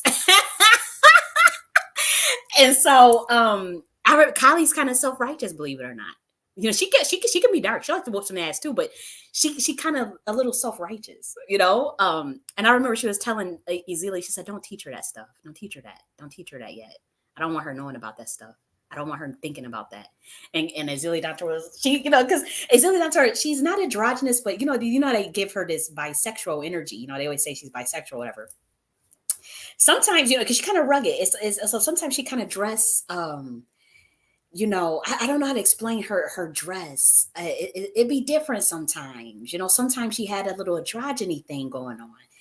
And I would never forget her sitting up there. But she had a real cool hat on, like a fedora. Like, I don't know, this very cool, mysterious ass red hat. She dressed in red and black. Both of them had red and black on, by the way. Kylie did too. And but Kylie was teaching her like stuff because like Azealia Dantor listens to Kylie when she says stuff. And I was literally sitting on the floor, like kind of like a kid sitting on the floor still learning this information from both of them. And I just remember Kylie just looked at Azealia and said, "Don't teach her that stuff yet. Don't teach her that. I don't want her knowing that stuff." And she's like, I had said in my head, I said, "Is she right though? Is it because it's not right?" And then Kylie, she looked at me, she said, "It's right. She's not lying. She right. I just don't want you knowing that shit." And she said, no. She said, "I don't want her mind polluted with, that energy yet." Because she's going to get, I don't know what that was about. That was above my pay grade. I said, "Look, I don't know. I didn't even ask for this shit. I didn't ask for none of this." But I thought that was interesting. And I was looking back and forth like, okay, like, whoa, that was a dialogue. I said, ooh, having to be at the seat of the goddesses and learn from them myself. And I know people say Azealia Dantor is a Lao spirit, they say LWA, Lao spirit. I mean, again, people could think that I'm not arguing. I'm not here to argue with that. I see her as a much bigger energy than that. I also see, I see how the thing is, what's unfortunate with humans is they don't realize that energy evolves. So it might have been a Lao spirit at one point, or earth-based spirit, a patron spirit, fire spirit, or whatever. Of course, it may have been that. I'm not here to a petrol spirit. Sorry, I'm not here to argue about that. I'm just saying that energies evolve. And so what might have been something a couple thousand years ago, that energy may have ascended into a god or a goddess.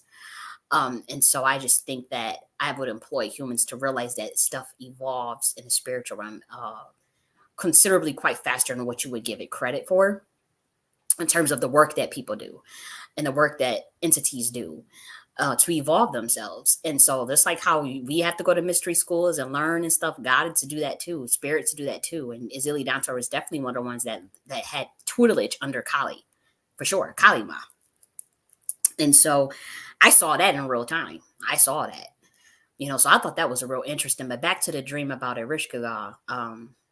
Whew, that was some heavy stuff. And she gave me some prophecy. She gave me some things, but she wasn't the technologies that was coming out with some alien technologies that they was trying to experiment on humans that she didn't approve of, but they was gonna go along with it anyway. She had told him, she said, I don't approve of this shit. I already had told these motherfuckers that. Now again, I don't know much about a rich Google. I can't act like I can't sit here and tell you I know much about that. I don't. I just know what she said. She said they're using this technology. She showed me the technology and everything. I already wrote a whole big ass post on this, so I'm not gonna get on this on his Twitter on YouTube. But it's pretty much about a technology that's gonna come out where it's incisionless, painless abortion. It's gonna be laser based abortion, where it's painless. It's painless, and you just rub it on the abdomen of the stomach, and then it causes spontaneous abortion. This is what she showed me, the technology. She showed me how to look at everything, and she said, "I do not approve of this shit. This was not. This is not gonna. This was not supposed to be tested on humans." And I tell a this it's right now. I guess the military was testing it, and so they were testing it on humans underground.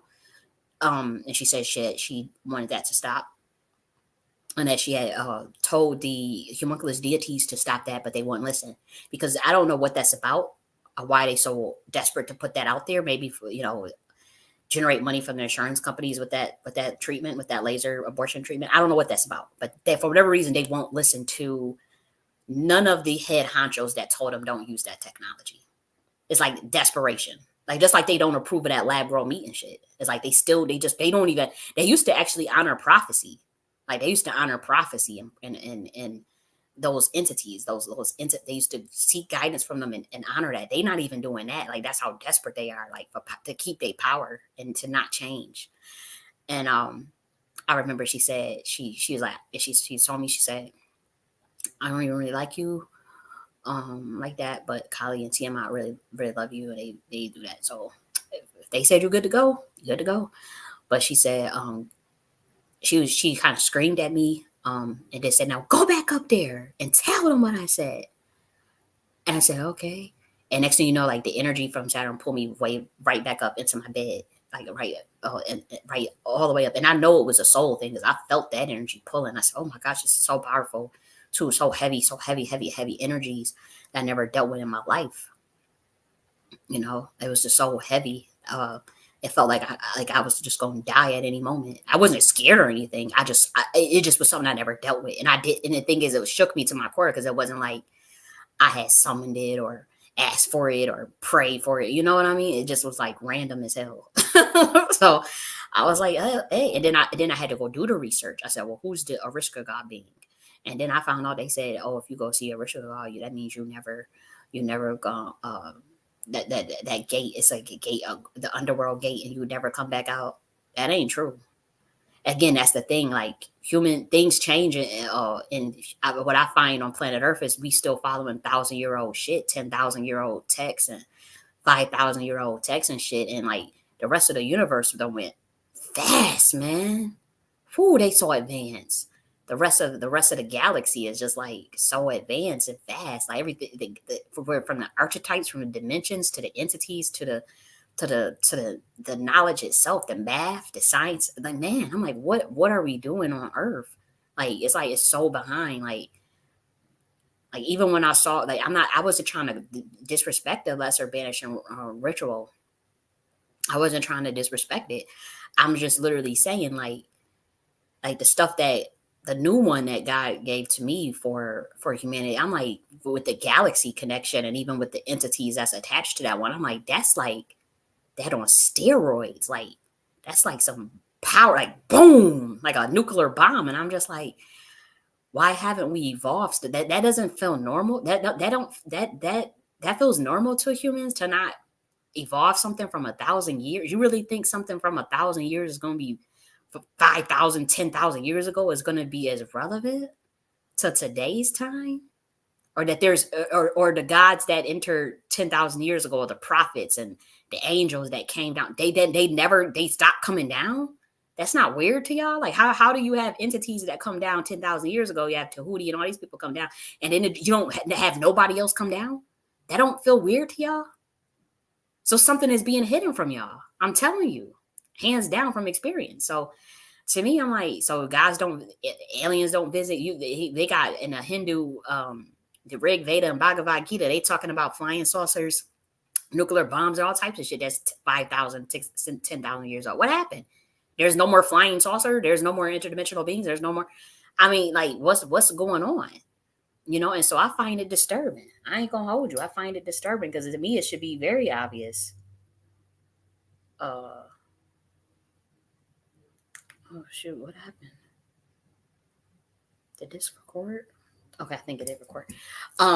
It should be very obvious that that visitations and that new knowledge and new information and new gnosis and mysticisms would still be coming into this planet in 2023.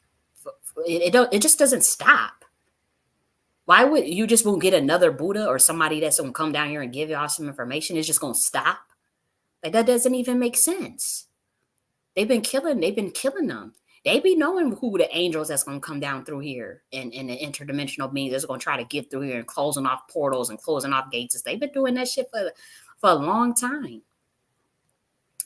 Y'all better be lucky they mess with that CERN machine. That's what I would say. You're lucky they mess with that CERN machine because they had y'all like y'all motherfuckers trapped in a time loop or something because it don't make no sense. Messing with that CERN machine was probably the best thing for they won't know, humanity won't admit it yet, but it's probably the best thing for humanity as far as like the entities that was able to get through to get information to them to finally get their people, finally they're finally able to get around what they were doing. Because it wasn't humans that set up those gates and portals. No, it was fallen angels, other beings, other deities, other gods that want to keep you trapped. You don't want to keep Earth, trapped with low governing force. They was planning on being ruling for another 2,000 years. It was planning on being and keeping the system the same for the next 2,000 years instead of honoring the treaty that they had signed, honoring the treaty that was negotiated thousands of years ago. They plan was like, and it's like that kind of desperation where you would disrespect Ereshkigal, Tiamat, Kali, like y'all just getting ridiculous, like Tahuti, like y'all just disrespectful. Now it's like now they had to come down here themselves, like that's ridiculous. That's ridiculous because you want to keep humanity trapped, like it's never that deep. I don't get what that shit's about. That's some wicked ass shit, man. That's some wicked shit. I can't relate to that level of I don't know, like that level of desperation, low self-esteem, and obsession with power and control, and not for good reason, or that obsession with feeding off of fear and feeding off of hatred and division. Like I can't. To me, it's such a foreign concept. It's like foreign to my head. It's foreign. It is. It is. It really is. It really is. So I can't understand it. I try. But I'm like, how could you separate yourself that far from God, but then say that you're God, but then separate even if you do the Gnostic teachings and ye are all gods, you are sons of the Most High. I believe in that, but I ain't separate myself from God, from the Godhead, even as a God. I ain't that damn stupid. That's just me though. That's just me. And yeah, I'm with the shits. I know about those inner teachings of the intergalactic mentalism of the kingdom of God within and the seed of godliness or within. I know them codes what people talk about when they say those things. For me, and even you see even those that are in the Agori tantric left hand path, like yeah, we still have reverence for the creator God. Like I don't get it. I don't get all this. People learn a little bit of information and it just pumps their head up. It seems like I'm not saying people got to be humility. What is it? Filled with humility and humbleness and all that stuff about their power and their knowledge and whatnot. I just find it incredibly foreign. You know, when I see that the way that this earth is ran, and for people to not question, or they're scared, they'll know the truth, but they'll just keep their head down. I don't understand what that's about. I really don't. But anyways, let me finish reading this description. Okay, so from the rich tapestry of African, Asian, American, and European pantheons, the goddesses emerge resplendent and powerful. Each deity is a thread in the intricate fabric of our shared spiritual heritage, waiting to be acknowledged and honored. But this book is more than a mere exploration of the past. It is a channel for the future. The author unveils the Nakti philosophy, that's my philosophy system I came up with, unravels the mystery of resonance, and uncovers the untold story of the fallen angels and Lucifer's descent to earth. Through channeled wisdom from the Great Mother herself, a message of profound significance is delivered to humanity. Nakti Queen Mothership Part 3 is a breathtaking tapestry of spirituality, history, and mysticism. This transformative journey will awaken your consciousness and inspire you to embrace the divine feminine within and around you. Join us on this extraordinary odyssey as we unlock the language of the gods in the age of the divine feminine. And so, guys, I just had a ball writing this. I ain't even gonna hold you. I had such a ball writing this. It just got my goat. It did. It did. Um, and so, when you guys get a chance, I ask that you do support my work. I did take the free version of this down because the free version was not edited at all. And so I had wrote it in real time. Like I was literally still out um, in a different dimension as I was writing it. And when I actually became really grounded in earth, on earth, and then read it, I said, oh my gosh, these fucking spelling, it wasn't even spelling errors, it was just the grammatic errors. And I just said, you know what, I will edit it when I get some time and then probably give out the free version again. Or, what I might do is I'll probably do like a mini, one of them mini readings like I do, like I have with some other stuff on the channel with the law of gender, like that, and probably do like one of them narrative voices again with some of the cool stuff in the book. Not all of the information, obviously not all of the book, but at least some of, so you guys can get uh, a glimpse of like of the material. It's some heavy material though. I'm a very heavy person. It's like my mind is really heavy, and so it's not lightweight. Like if you think the law of gender was heavy, that's kind of like baby food. Like this is like boom. Because a lot of people say that stuff is deep, or I don't know what you was talking. Like I remember in the past, I had people say, "Oh, I don't get it. It's over." They have to take some time with it and actually study it. But this one does have general history and stuff like that, but it also like the chapters on chaos intelligence and resonance and primordial darkness. That's what I mean by that's the heavy shit. Like that's the heavy stuff. And also the pre-Adamic civilizations from the ancient order of Kali, where we talk about like our definition of artificial intelligence from our dimension, on how we viewed artificial intelligence. Because Goddess wanted me to put that in the book as well. And so that's what I have for today. Thanks to Shara Gaines. Jermaine Williams, he must have left because he never got back to me. He said he wanted reading. Oh well. Yeah, so happy New Year, guys. I'm about to get on off of here and enjoy myself. So enjoy your holiday. There's some fireworks. All them fireworks are ingratiating. But I guess they do fireworks for the New Year's out here.